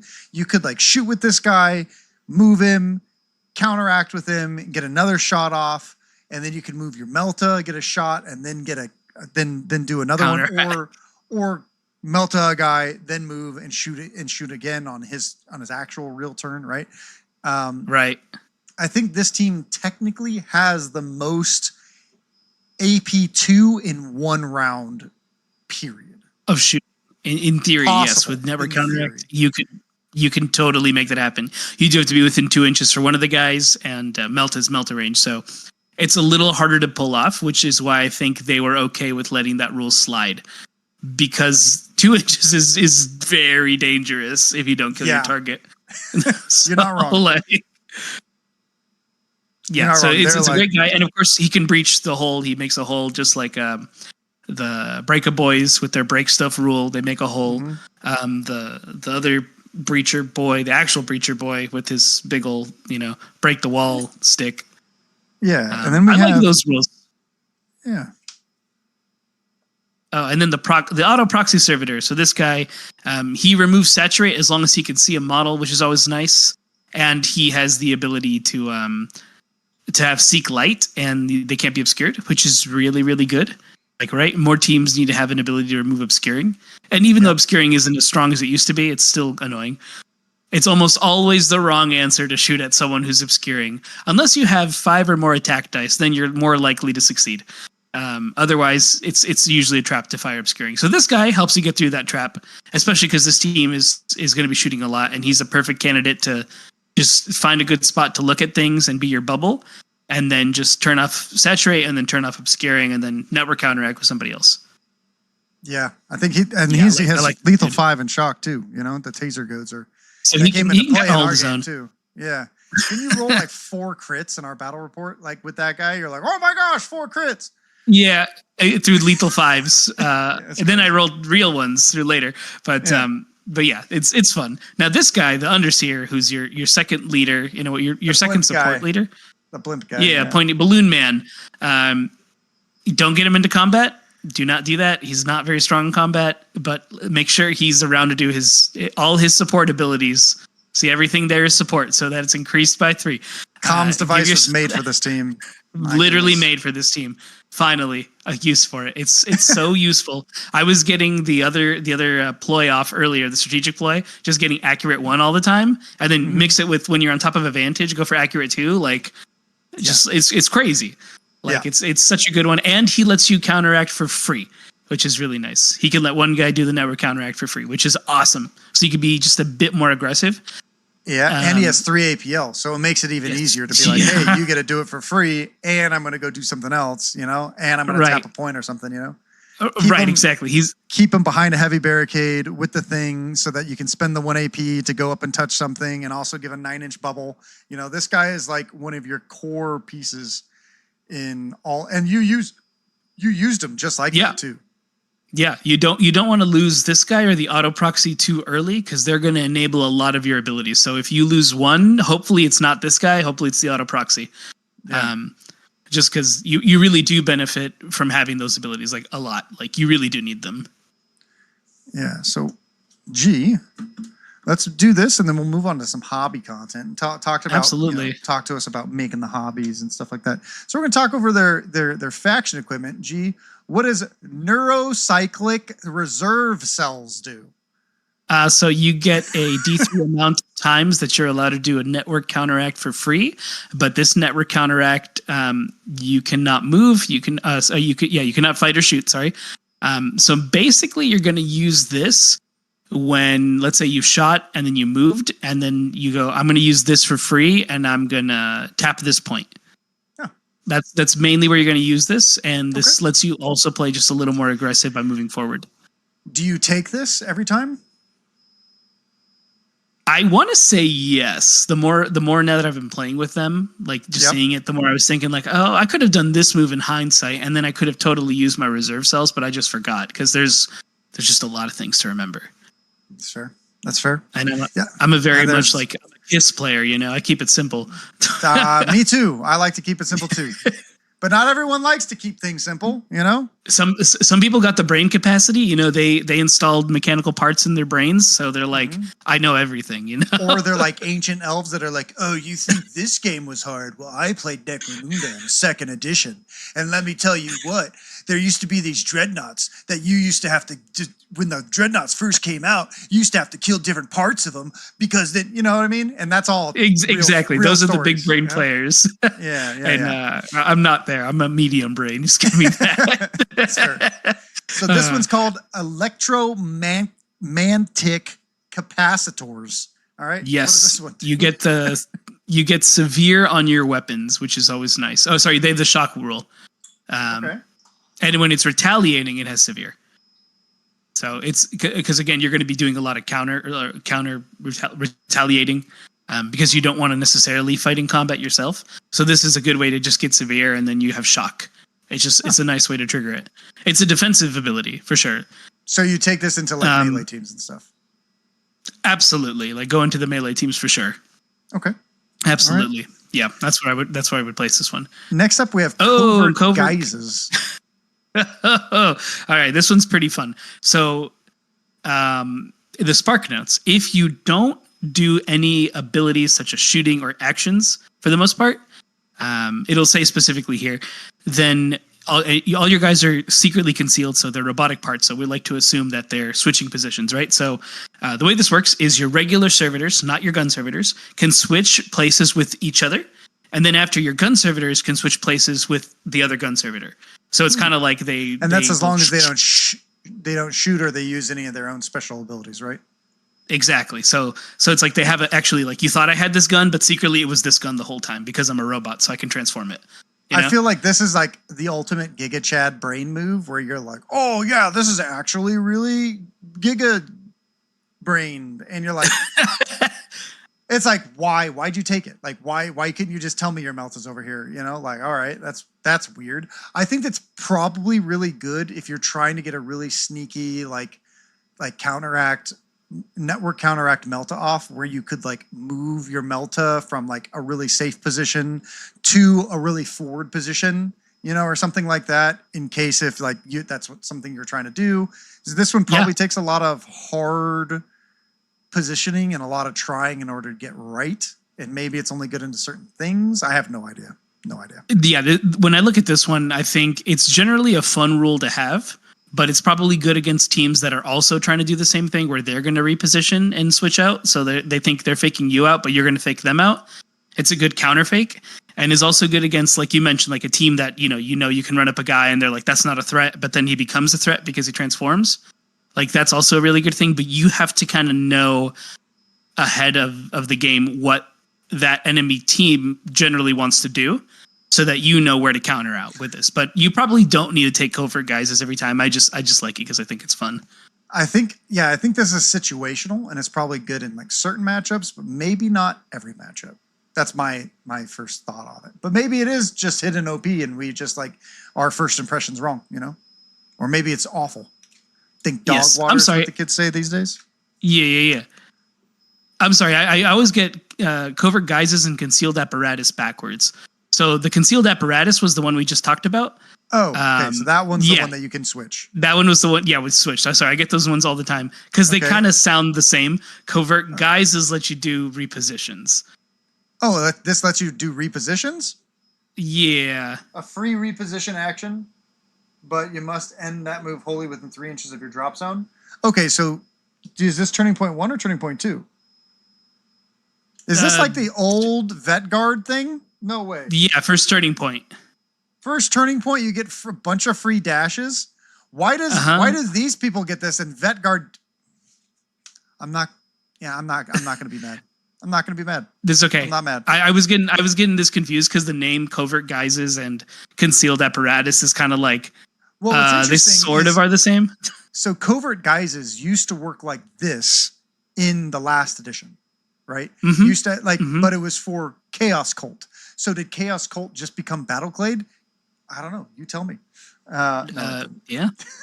Yeah, it's useful if you want to be like a little more aggressive and ahead, but I took the equipment thinking like, oh, maybe I'll use this, and then I realized I actually don't want to get too close to you because you're gonna like wreck me. So I'm gonna not use this, and then I didn't. Fair. That's fair. Yeah, those little robots there. They're fun. Let's move into the hobby section, right? Yeah. So we got a bunch of homies here, you know. The lighting isn't as good on this side of the table. I apologize, G. I'm making your models not look as pretty as they actually are. That's okay. They're going to get finished, polished up. Yeah. So these guys, okay. So putting them together, how were they being put together? Like as a kit? You know, surprisingly easy. The worst part was on their legs. There's this long piece of flash, and you kind of have to like really clean it up. So I was using my 400, my 1000, my 3000 grit just to make sure, and then a polisher to make sure it was like line clean, and I still didn't get it all. Like I noticed like I missed a little bit, but that's okay. But otherwise, it's a very simple kit to put together. The hardest guys are probably the gun servitors, just So because was it all the flashing bad over all the models, or was it only on their legs? it was just on the legs and that wasn't like, that's not even that bad of a deal. Like the gun servitors were a little more annoying because you had to match up where like the cable connects, and the same thing with the techno-archaeologist. But that was it. That wasn't even like, that's not even technically that hard, you know? Yeah. Now, Yeah, so like that was pretty simple. yeah, I really like what you did, you know, with the backpacks and stuff like that too. You know, like I really enjoyed a lot of the small details that you did on a lot of these small models, right? What silvers did you use? Because the silver's very pretty. It's a very pretty silver. So I am a big fan of Pro Acryl silver, the dark silver and their light silver. I think it's very bright, and although I also really enjoy Lead Belcher as a paint, the one thing I don't love about Lead Belcher is it doesn't run as smooth, in my opinion, where the Pro Acryl one does. But the Pro Acryl one, at least in my use, has been known to kind of like chunk up a little faster, which means I have to use it sooner before it dries up. So I either use a small amount, or I'm going through all the silvers right away to make sure I get everything. And that's how you get like this really bright color, which I enjoy, you know? Mm-hmm. I do too. Now, what color red do you use? Because it's a really bright and vibrant red that is really difficult to paint. Yes, so this is going to be a mix of two colors. You use burnt red, also from Pro Acryl. I love burnt red. They don't sponsor us, by the way. I like some of their paints. Use burnt red to get your initial red on there, and then I used Pyral Bright Red, I think is what it's called, if I remember the top of my head, to further get this reddish orange color. And because the undertone is already red, anything, because red's a little more transparent, so this helps the under red, the darker parts, kind of fill in some of the recesses, and you get this like nice effect. And then I used everybody's favorite highlight for red, Wild Rider Red. Did you really? Okay. I love Wild Rider Red. I don't use Wild Rider Red anymore. I use I use a different monument color. I use what's her name? What's her name's special paint range? Louise Sugden's Rogue Hobbies, the orange red. Which, yeah, that's what I use. I usually use that as well. When I'm taking it to a different kind of color scheme, but I wanted more red in there instead of the orange. Even though the Wild Rider is still kind of orange, but I felt like the Wild Rider helps it pop out just a bit more, so I went with that. Not color to this instead. Colorblind guy. It is red. That's true. That's true. Red. That is true. Yeah, there is the highlights on this one. It's a little more orangey. For those who can see it, it kind of matches the orange in the background what's spinning. But yeah, I liked them. How'd you do the plasma effects on these guys? And then I want to talk to you about your freehand and your cloaks. Yes. So plasma effects, it was pretty simple. What I do is I start with white. I'll paint white over that. There's more difficult methods to do it, but because of the time crunch, I went with an easier option, which is to use a thinned down Baharoth blue, so that I can just kind of like I use the capillary method where you just put it in and it fills in all the holes, and then I let that dry. Did you use medium or did you use a flow improver? Water. Just water. Okay. Yeah. Just water. Baharoth blue is already pretty flowy. It was one of their, not technical paints, it's a layer paint, I believe, but it has qualities that flow because it was designed for plasma. Yeah, it has some fluorescence to it. Yeah, something in there that they use, and it makes it run smoother. So you use that, and then I use a little bit of white near the bottom to kind of get the glow, and then I make the ribs a little darker so that it really shows in between them. Like if you look near the bottom of the guns, you can see more of the white. And then of course you just make like little dots so it helps with the jump. Little white dots on the corners, right? Yeah, exactly. So like it just helps with it. Yeah, because the arcs aren't supposed to have plasma, but I think it looks cooler when it has like a glowing effect. Yeah, and I thought blue works well in this color scheme. Yeah. So now this white color that you did is a relative hard color to pull off and look good, which you did. And then you did some freehand, which would have been a pain in the ass because it is red. It's not, like red's hard to cover and it's hard to cover over. So what did you use for how did you get the cloak so smooth in your transitions? So what we did was after I had sprayed it down, I took my airbrush and I took, what's the color from Pro Krill? It's one of the bone. It's one of the signature bone? series. Warm just white? bone. Okay. Well, we used bone to get the color on. And then after I used ivory, and by the way, their ivory is chunky. Yeah. Like chunky. Like I'm eating chunky salsa. So I had to thin the head. Like that guy probably has about like, I don't know, 10 coats on him, just going like gently down to make sure it didn't chalk up, and you just had to leave it. I spent just one whole day was just spent on him alone. Like Jeez. A lot of these other guys were done on multiple days to try to, or one day to get multiple guys, but he took a long time, which is why I couldn't get this team done as quickly as I'd like. And the free hand is just red. And there were times where I messed up on the red and I had to fix it. Oh my God. Is it a pain in the butt to cover? Because it just keeps turning pink. So you have to just it wasn't black. at it. Yeah, thank God. Yeah. But red is also pretty strong on the color. So like it covers it really well too. So as long as I went gently, I didn't really make a mistake at the bottom. It was mostly on his hood. That's where it was the hardest. Yeah. As you can kind of see, I rushed the underseers a bit, and that's where his red isn't as good. So I'm probably going to go back to the underseer at some point and fix his head. This guy, right? Yeah. Yep. I just wanted him to have a third color for the battle report. So his isn't as nice, but he's also a little more tethered. So I was like, it's okay if it's a little more damaged, but I'll probably go back and fix it later. Yeah, very, very pretty color scheme, G. I'm very, impressed by the amount of color that you're able to put into a team that's usually so dreary, and a lot of your little symbols and stuff you did, the black and white, is also very pretty, including the freehand, because you don't see a lot of freehand these days, right? Yeah, very nice. Good job. Very good job. Yeah, thank you. Yeah. Metallica color scheme for anybody looking to do it. Almost like you're professional, almost. I know, right? So I'm working on some breachers right now that I'm never going to paint my own.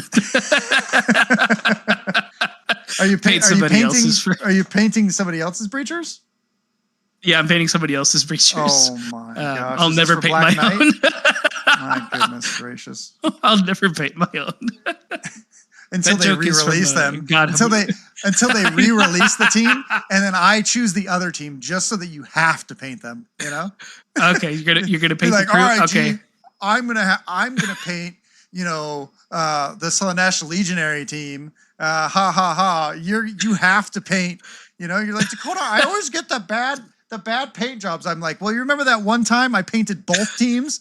There's no excuse for you. Okay. Sorry. Yeah, that's true. That was you guys. That was rough. Yeah, I think Sai was supposed to help paint it, and she got busy. Yeah. She got busy, then I ended up painting both. I want to point out, I love the transitions on this guy. By the way, like the skin transitions and the muscle is cool. Airbrush helps. It's airbrush and a lot of variations and layers. Let me tell you guys how I did this paint scheme real quick. I took a lot of inspiration from the Feral Painter on YouTube, but I changed a few little bits and bobs. If you guys want like an in-depth paint review on how I did it, like step by step, let us know in the comments if you've made it this far in the video, right? It is something that we are both actively looking into, is to make more painting videos. It is something that we really, really, really enjoy, especially this guy. I also really like making terrain. So I don't want to just do rules all the time, or, hey, what do you think about this? I want to make more hobby related content. So yeah, that stuff's fun. That and Hobby Highlander, I got to sit down, I got to edit it, but it's going to have to wait until after AVTT. Just is what it is. So it will come out eventually, promise. It will. So we have the Tyranid Prime. I used trench coat brown color forge, and I sprayed them.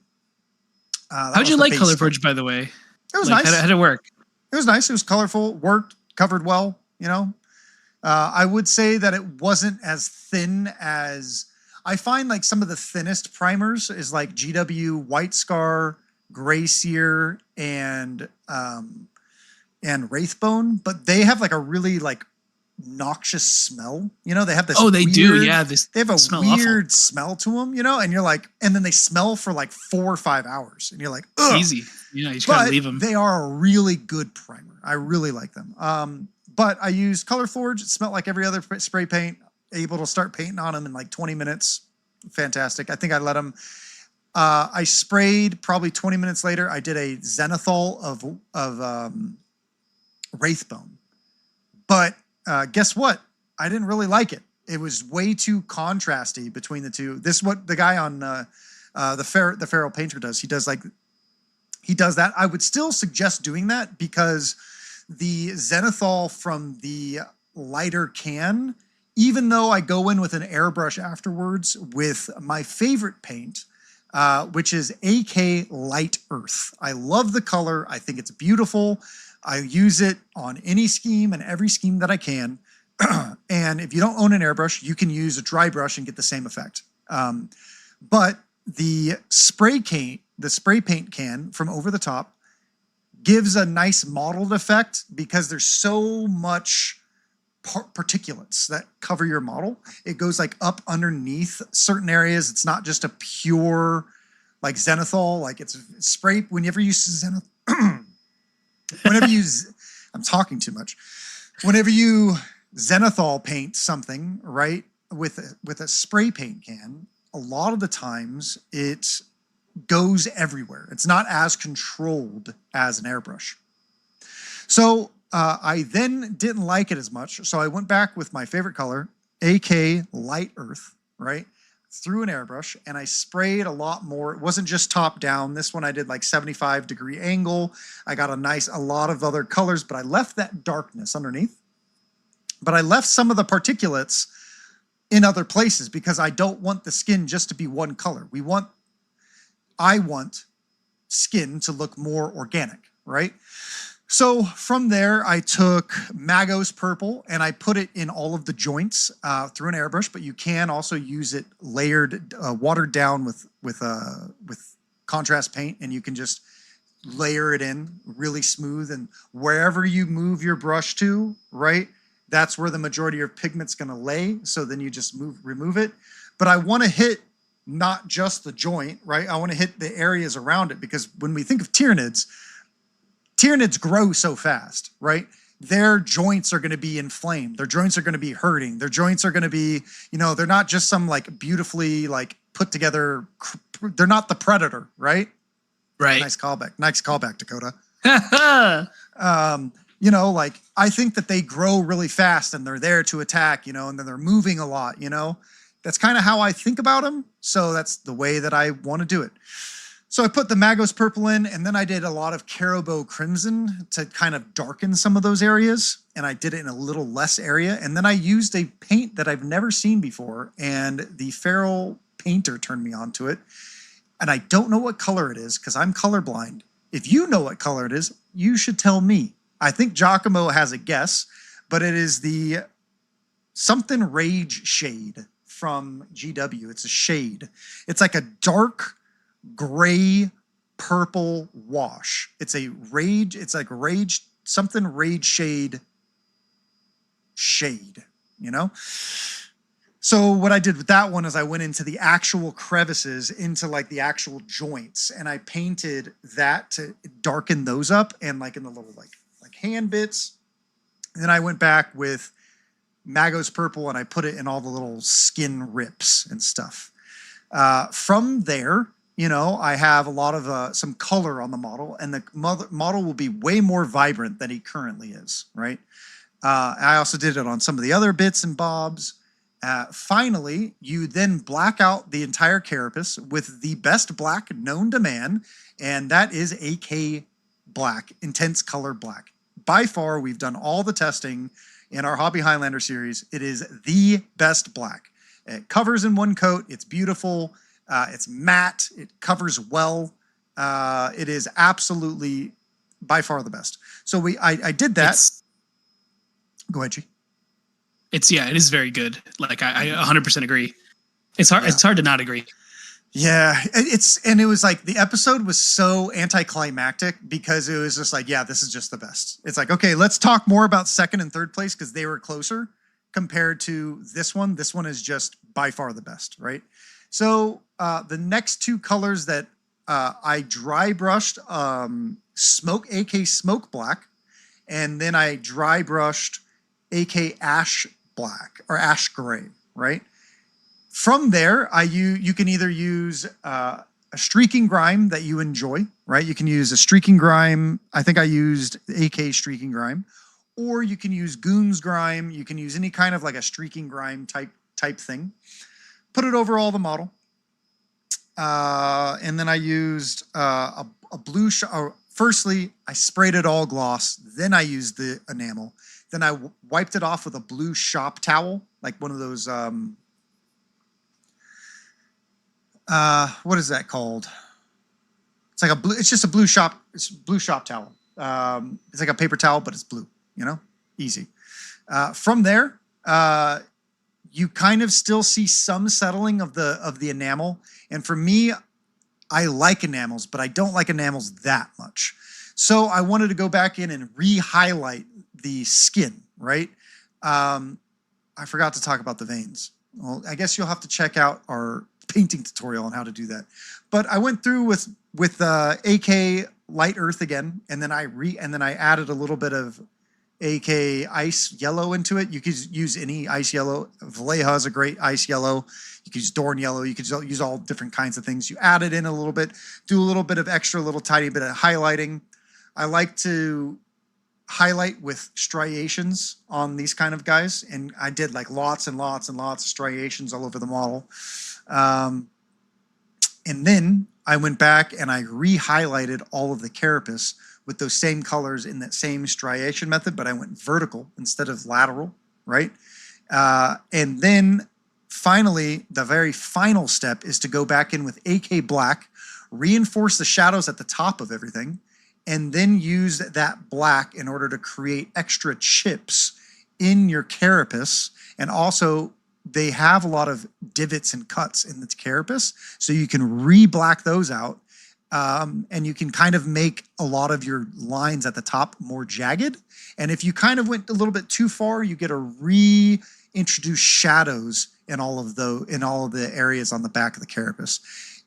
For the claws, you kind of do the same thing, and you just kind of do a lot of just chipping, highlighting along the very, very tips of the claws to make them look really dangerous. But really, this is one of the very few. This set of models, I use the fewest paints I have in a very long time. It's only 15 colors, and that includes all of the ground, all the colors that I painted on the ground. So the fact that this model only took 15 colors when I think my veteran guard have like 38 or 39 colors, right? I'm quite proud of, Yeah, it looks great. Yeah, so that's how I painted them, The hobby about this team, a lot more difficult than you would expect with only 5 models. There is 115 parts to this team. 115. It's a lot. That is quite a lot. Yeah, so there's a lot of cleanup, but it wasn't bad flashing. It's just because the pieces are large, and it's like, and there's 115 pieces. Like the tail comes separately from the base. The base comes separately from the body. The body is in 2 or 3 pieces. And then there's 6 arms, and then there's a head. And it's like, all right, well, there's literally like 20 pieces of model, like that's a lot. Not bad, just took a lot longer than I was expecting, hobby wise, putting them together. So I wouldn't expect to put them together in a full night unless if you have quite some time dedicated, maybe like 6 hours or so, maybe not 6, maybe like 4 hours. It probably takes to put all of them together, 4 or 5, maybe like an hour a model, if you're trying to actually remove all the flashing and stuff. And if you're trying to go super crazy with Giacomo's, like, sanding style, right? That's also, a lot of extra time that I didn't do. I just used the old razor blade, I use Razor Blade, and then I use Tamiya Extra Thin. You know, I'm like, oh, it's a little bit too much Tamiya Extra Thin. Okay, I'll let that dry, and oh, look, we're cooking with gas. So, oh, somebody in our chat said it's Tagore Rage Shade. That's the one. Yeah, it's a very pretty. Very pretty indeed. It's a weird color though. Gee, what else would you use Tagore Rage Shade on? Honestly, I don't really know. I mean, that makes sense. And the color doesn't even sound like it'd be like a purple. It doesn't.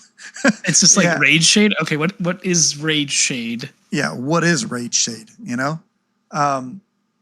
this guy right here, I did a lot more like from underneath. You know, like a lot of this, a lot of like the EWEs and stuff. I kind of shot from underneath. This team will benefit quite a lot from you not gluing them to the base. If you glue them to the base too soon, a lot of the armor plates are hard to get to. If you glue on the arms or the head, some of the pieces are hard to get to. This team will benefit a lot from sub-assembly. I did not sub-assembly them. Some of the things were very difficult to get to, and I was like, when I painted them, I didn't glue them to the bases so I could get underneath everything. And that's one thing I did do, and that was a really good thing I did do. Otherwise, there would be unpainted things on models, which I dislike for myself. But yeah, you know, I think that rounds us out with with our hobby talk. We'll go quickly about the meta, and then we'll end the video because we've been doing this for quite some time now. Quite some time. What do you think about these teams and how they're going to shake up the meta? Do you think that these teams are going to overthrow sanctifiers and goremongers and become, you know, the next thing, or what are we thinking? I don't necessarily see the Tyranids doing that just yet because they rely so much on their tunnels. Much like Aquilons, until they get an ability where, like, if they jump off a vantage or if they jump over cover, they also get this ability. Something like that. That'll help them just get a little more. Because otherwise, you could just sort of play. You do your best to try to play around the tunnel. Mm-hmm. So I don't see them beating out hordes who can also take loot faster than them. I want to say I'll see them like solidly in like that B tier, where they're still elite, so they're very strong and they can, you know, they'll beat someone up, kind of like Angels of Death kind of thing going on. Now, when we look at Battleclade, I think in the hands of a big brain, smart man, smart girl, smart whoever, they will figure it out, and they will know how to use their abilities almost down to like a formula on maps, right? And they can see where they got to put guys, and they can start doing their remote access, their exorcism abilities, all their network counteracts. And they have the potential to be an A tier and could push into the rest. But I still think Sanctifiers is pretty strong. What do you think? Yeah, I think they're not going to dethrone Sanctifiers. I think Battleclade could, like you said. I agree with you. I think Tyranids have the possibility to be really, really, really strong and good. I just don't know if, like, Tyranids could be like low S tier, maybe. I don't think they're S tier. Maybe like A tier. I think they're definitely A for sure. Really strong stat check team, you know. They might get a better win percentage than like AOD, just because they're like Angels of Death, but have a lot more play. They can keep their models safer. I don't think they're ever going to like max out score a game unless if you're taking like champion or overrun. So it's possible that they do really well in a long form tournament, because like 8 or 9 rounds, 7 rounds, I think they might do pretty well. I think playing at your local club, these guys are going to be a blast. You and your friends will have a lot of fun. There's not a lot to remember. There is a lot to remember, but it's not a lot, if that makes any sense. It's not, definitely nowhere near Battleclade. Battleclade, I think, is so so good, but they have that same problem that every AdMech team does, where they're too hard to pilot for the majority of people. So we'll see Battleclade. I think we're going to see Battleclade in the 40s of win rates, because I think there's going to be a lot of people who are really bad with the team, but I think Battleclade will win tournaments. I think that they definitely have some counters in the meta, and then if they run into the wrong team at the wrong time and somebody's playing the wrong team, you know, like the stronger and faster, like Brood Brothers are into them, they could like really struggle, you know? Brood Brothers are just ridiculous. So, you know, I think that Battleclade's probably S tier, maybe low S tier, or mid A tier as well, you know, just from my first impression. I think both teams are going to shake up the meta quite a bit, especially with like a lot of first edition teams being difficult, right? Yeah. What do you think, G? Besides Battleclade, I don't necessarily think Tyranids are going to overtake the meta right now. They're kind of like, they're not, I don't want to say they're better or worse than Angels of Death, but they're like an Angels of Death team. Like, this would actually be a really cool box if they had made, you know, Raveners versus Angels of Death. Raveners, Giacomo, Raveners versus Deathwatch. That would have also been a dope box. Like, yeah, that would have been an amazing box. I know how to pull on your heartstrings, Giacomo. I love Deathwatch. Yeah, see, that would have been a cool box for me. Like, I'd have been all over that, you know. Yeah. Like, I'm still all over this because the Tyranids are still cool, and the Tyranid terrain is cool. But I don't see them shaking up the meta. I see Battleclade being this big technical skill thing that other players won't quite know, and then they'll break them because of it. But Sanctifiers I still think are better. In fact, I actually still think Goremongers are still pretty good into them. Because Pathfinders will probably be good into them too. Yeah. Because they do 4 or 5 damage, you know? Just 2 hits go through and a Battleclade's dead, you know? Yeah, that's big. Yeah. Bigger than you think, you know? And you could GA2 and possibly nuke 2 dudes off the table. Possibly, you know, with Bonded or something like that if you miss position. Yeah, I mean, there's definitely going to be some counterplay to these guys, to both teams. I definitely don't think that they're like nearly going to shake up the meta like the last box did. But, you know, coming down to the question of the video that we answer at the very end, like 2 hours in, right? Is the box worth $330 to buy it on eBay? I think I lost Giacomo right when he asked the question. I don't think this box is worth $330. I think this box is worth $170, when the box first came out, you know.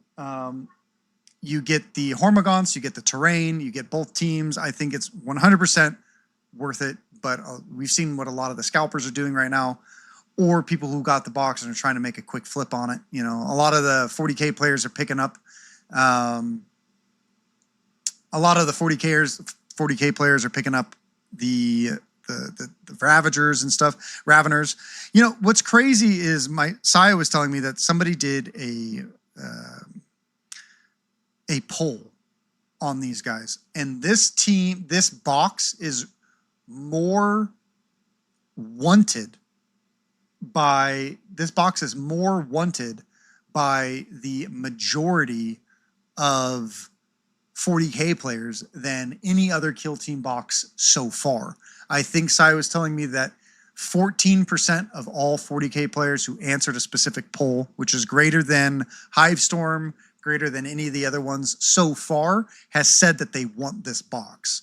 So I think that's one reason why this box is driving up the price so high. And for me, I really want another Tyranid. And I don't want to have to wait 6 months to get it. And I might have to wait 6 months, and it's really frustrating. But I'm not going to spend $330 to buy this box. Right, and on top of that, like, it's just there's so much money for it, right? Like, because you're paying for all those extra models, you may not necessarily want. Like, you may not want the Hormagaunts. You don't necessarily need them. You just want the other two teams, right? And maybe you don't want the terrain. It's just like it's very expensive for that. Outside of Hivestorm, they've never included this much terrain. They've always just had like a little bit. The terrain is awesome. I really like it. It is. Yeah, it's actually very cool for those people who like to play very narrative like boards. The terrain has rules, and there's a bunch of Tyranid NPO operative rules in there. It's awesome. What's your favorite? Like honestly, if that's what you're, what's your favorite Tyranid terrain piece? The two big things coming up off the ground, the big old spires. I like the spires a lot. And then and then that one like big brain looking thing that's like the egg sacs or something. Those are cool. Yeah, I have a different name for that. Yeah.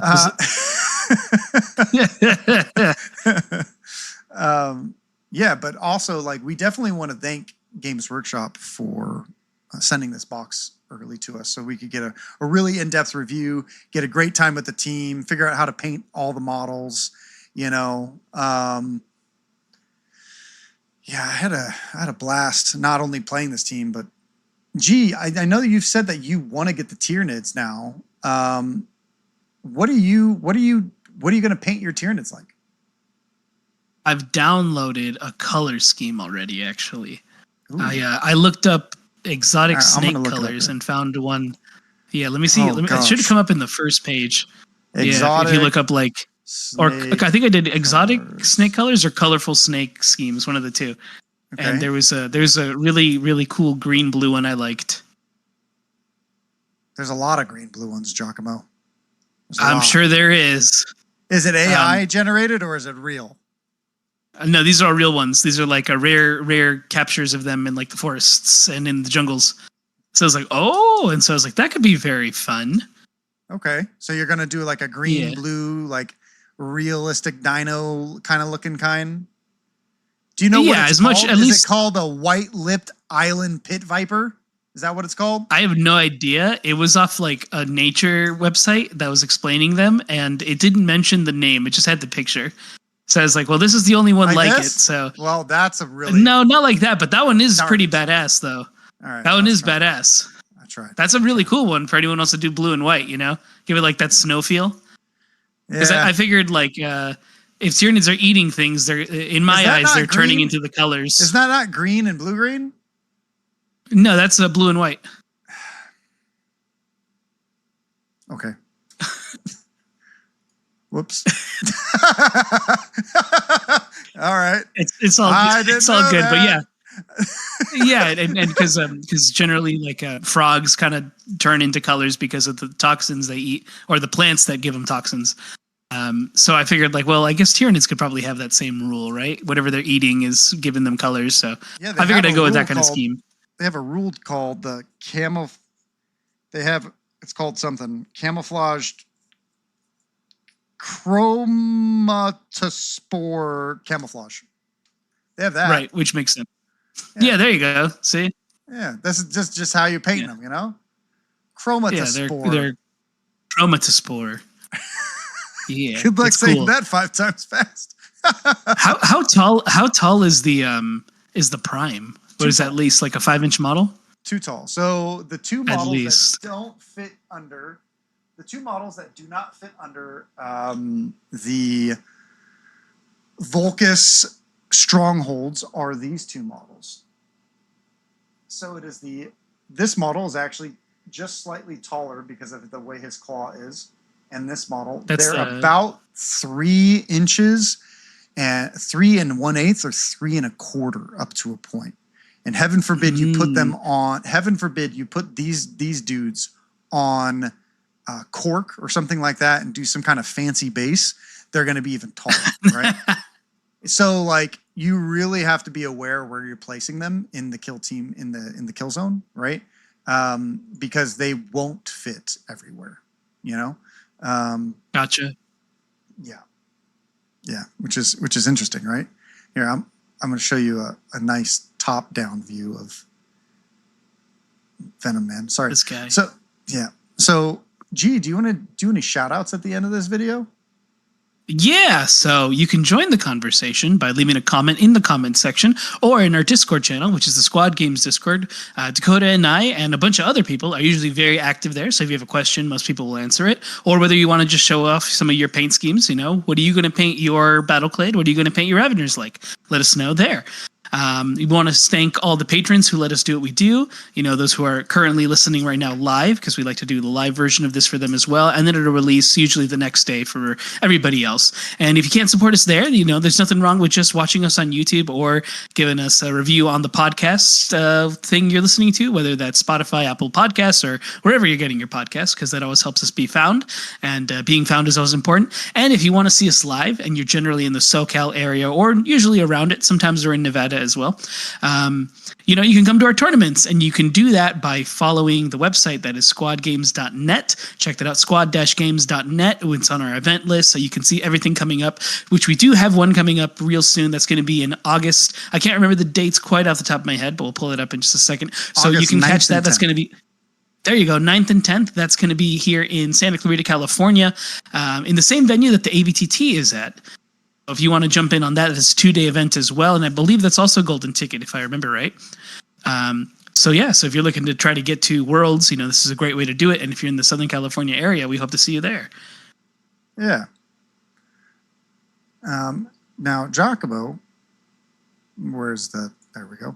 Giacomo, I would like to shout out Tabletop Mayhem. That person on YouTube is our sister channel, and she makes a ton of great shorts and a lot of good lore videos, especially for beginners. So if you are just a competitive player and you're looking to get into some lore, or maybe you don't know why cherubs have little tiny wings and look like little angels, go ahead and check out her videos. She goes through a lot of fun and interesting things, and she also does a lot of great shorts,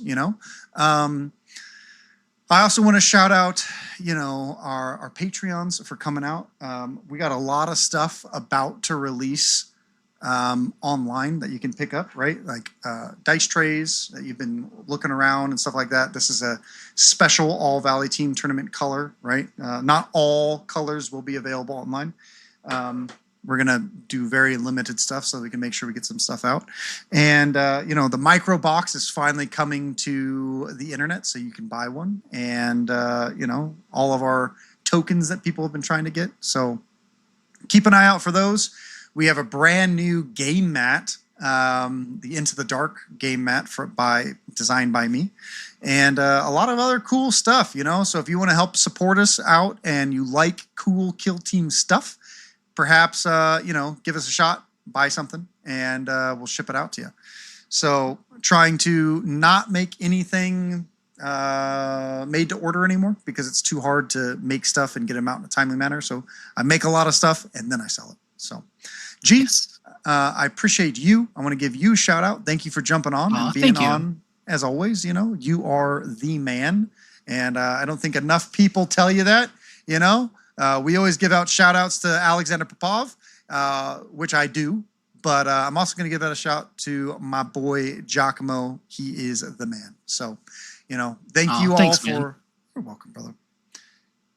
Thank you guys all for watching the episode or listening to the episode. Thanks for listening. Shout out to you for making it to the end. Gee, what are we going to have him say at the end of the episode? Is the box worth it? Sure. Oh yeah, is the box worth? So are we having them say, "Is the box worth?" What are they going to say? Yes. That's a good one. Are they just going to say no. Yes, or are they just going to say no? Or are they going to say like not 330? Or are they literally going to copy what we wrote for like a full paragraph and like transcribe it into the what are we having them exactly say? I'd buy it for $350. I'd buy it for $350. Tree fitty? I'd buy it for $350. I'd buy it for $350. I'm so excited in some variation how people are going to spell to write that, because I would spell it phonetically. Phonetically, that's what I would do. Phonetically is not spelled phonetically, so I don't even know how to say it. It starts with an F, right? I'm pretty sure. Or it starts with a K. I'm not really sure. You know, Who knows? Kinetically, you know, get it? Huh. That's kinetics. Yeah. Yeah, I guess you're right. Yeah. So hopefully you guys enjoyed this first impressions video. We're trying to do something a little bit different. We kind of went a little bit too man reads book style on it, but you know, it is what it is. We learn from the bests. So if you guys like this episode, let us know. If you didn't, let us know. Give us a like, dislike, engage for the engagement gods. Until next time. Yeah, and don't forget to check out the battle report. Should be good. Oh, gee. We might be streaming the All Valley Team Tournament this Saturday. We completely Yes. Let's do that as the final shout out. So, you know, you can stay tuned to that. That's on our Twitch channel as well. This being said, that the service works, because I know that venues had a little bit of an issue with the internet before. But if not, it will be recorded, and then it will be out usually within a week or two. Yep. Should be all good. the rounds, so you can get all 6 rounds, and you can see all the cool action that happens on at tournaments, and you could be part of it. You could. Yeah, cool. Until next time. See ya.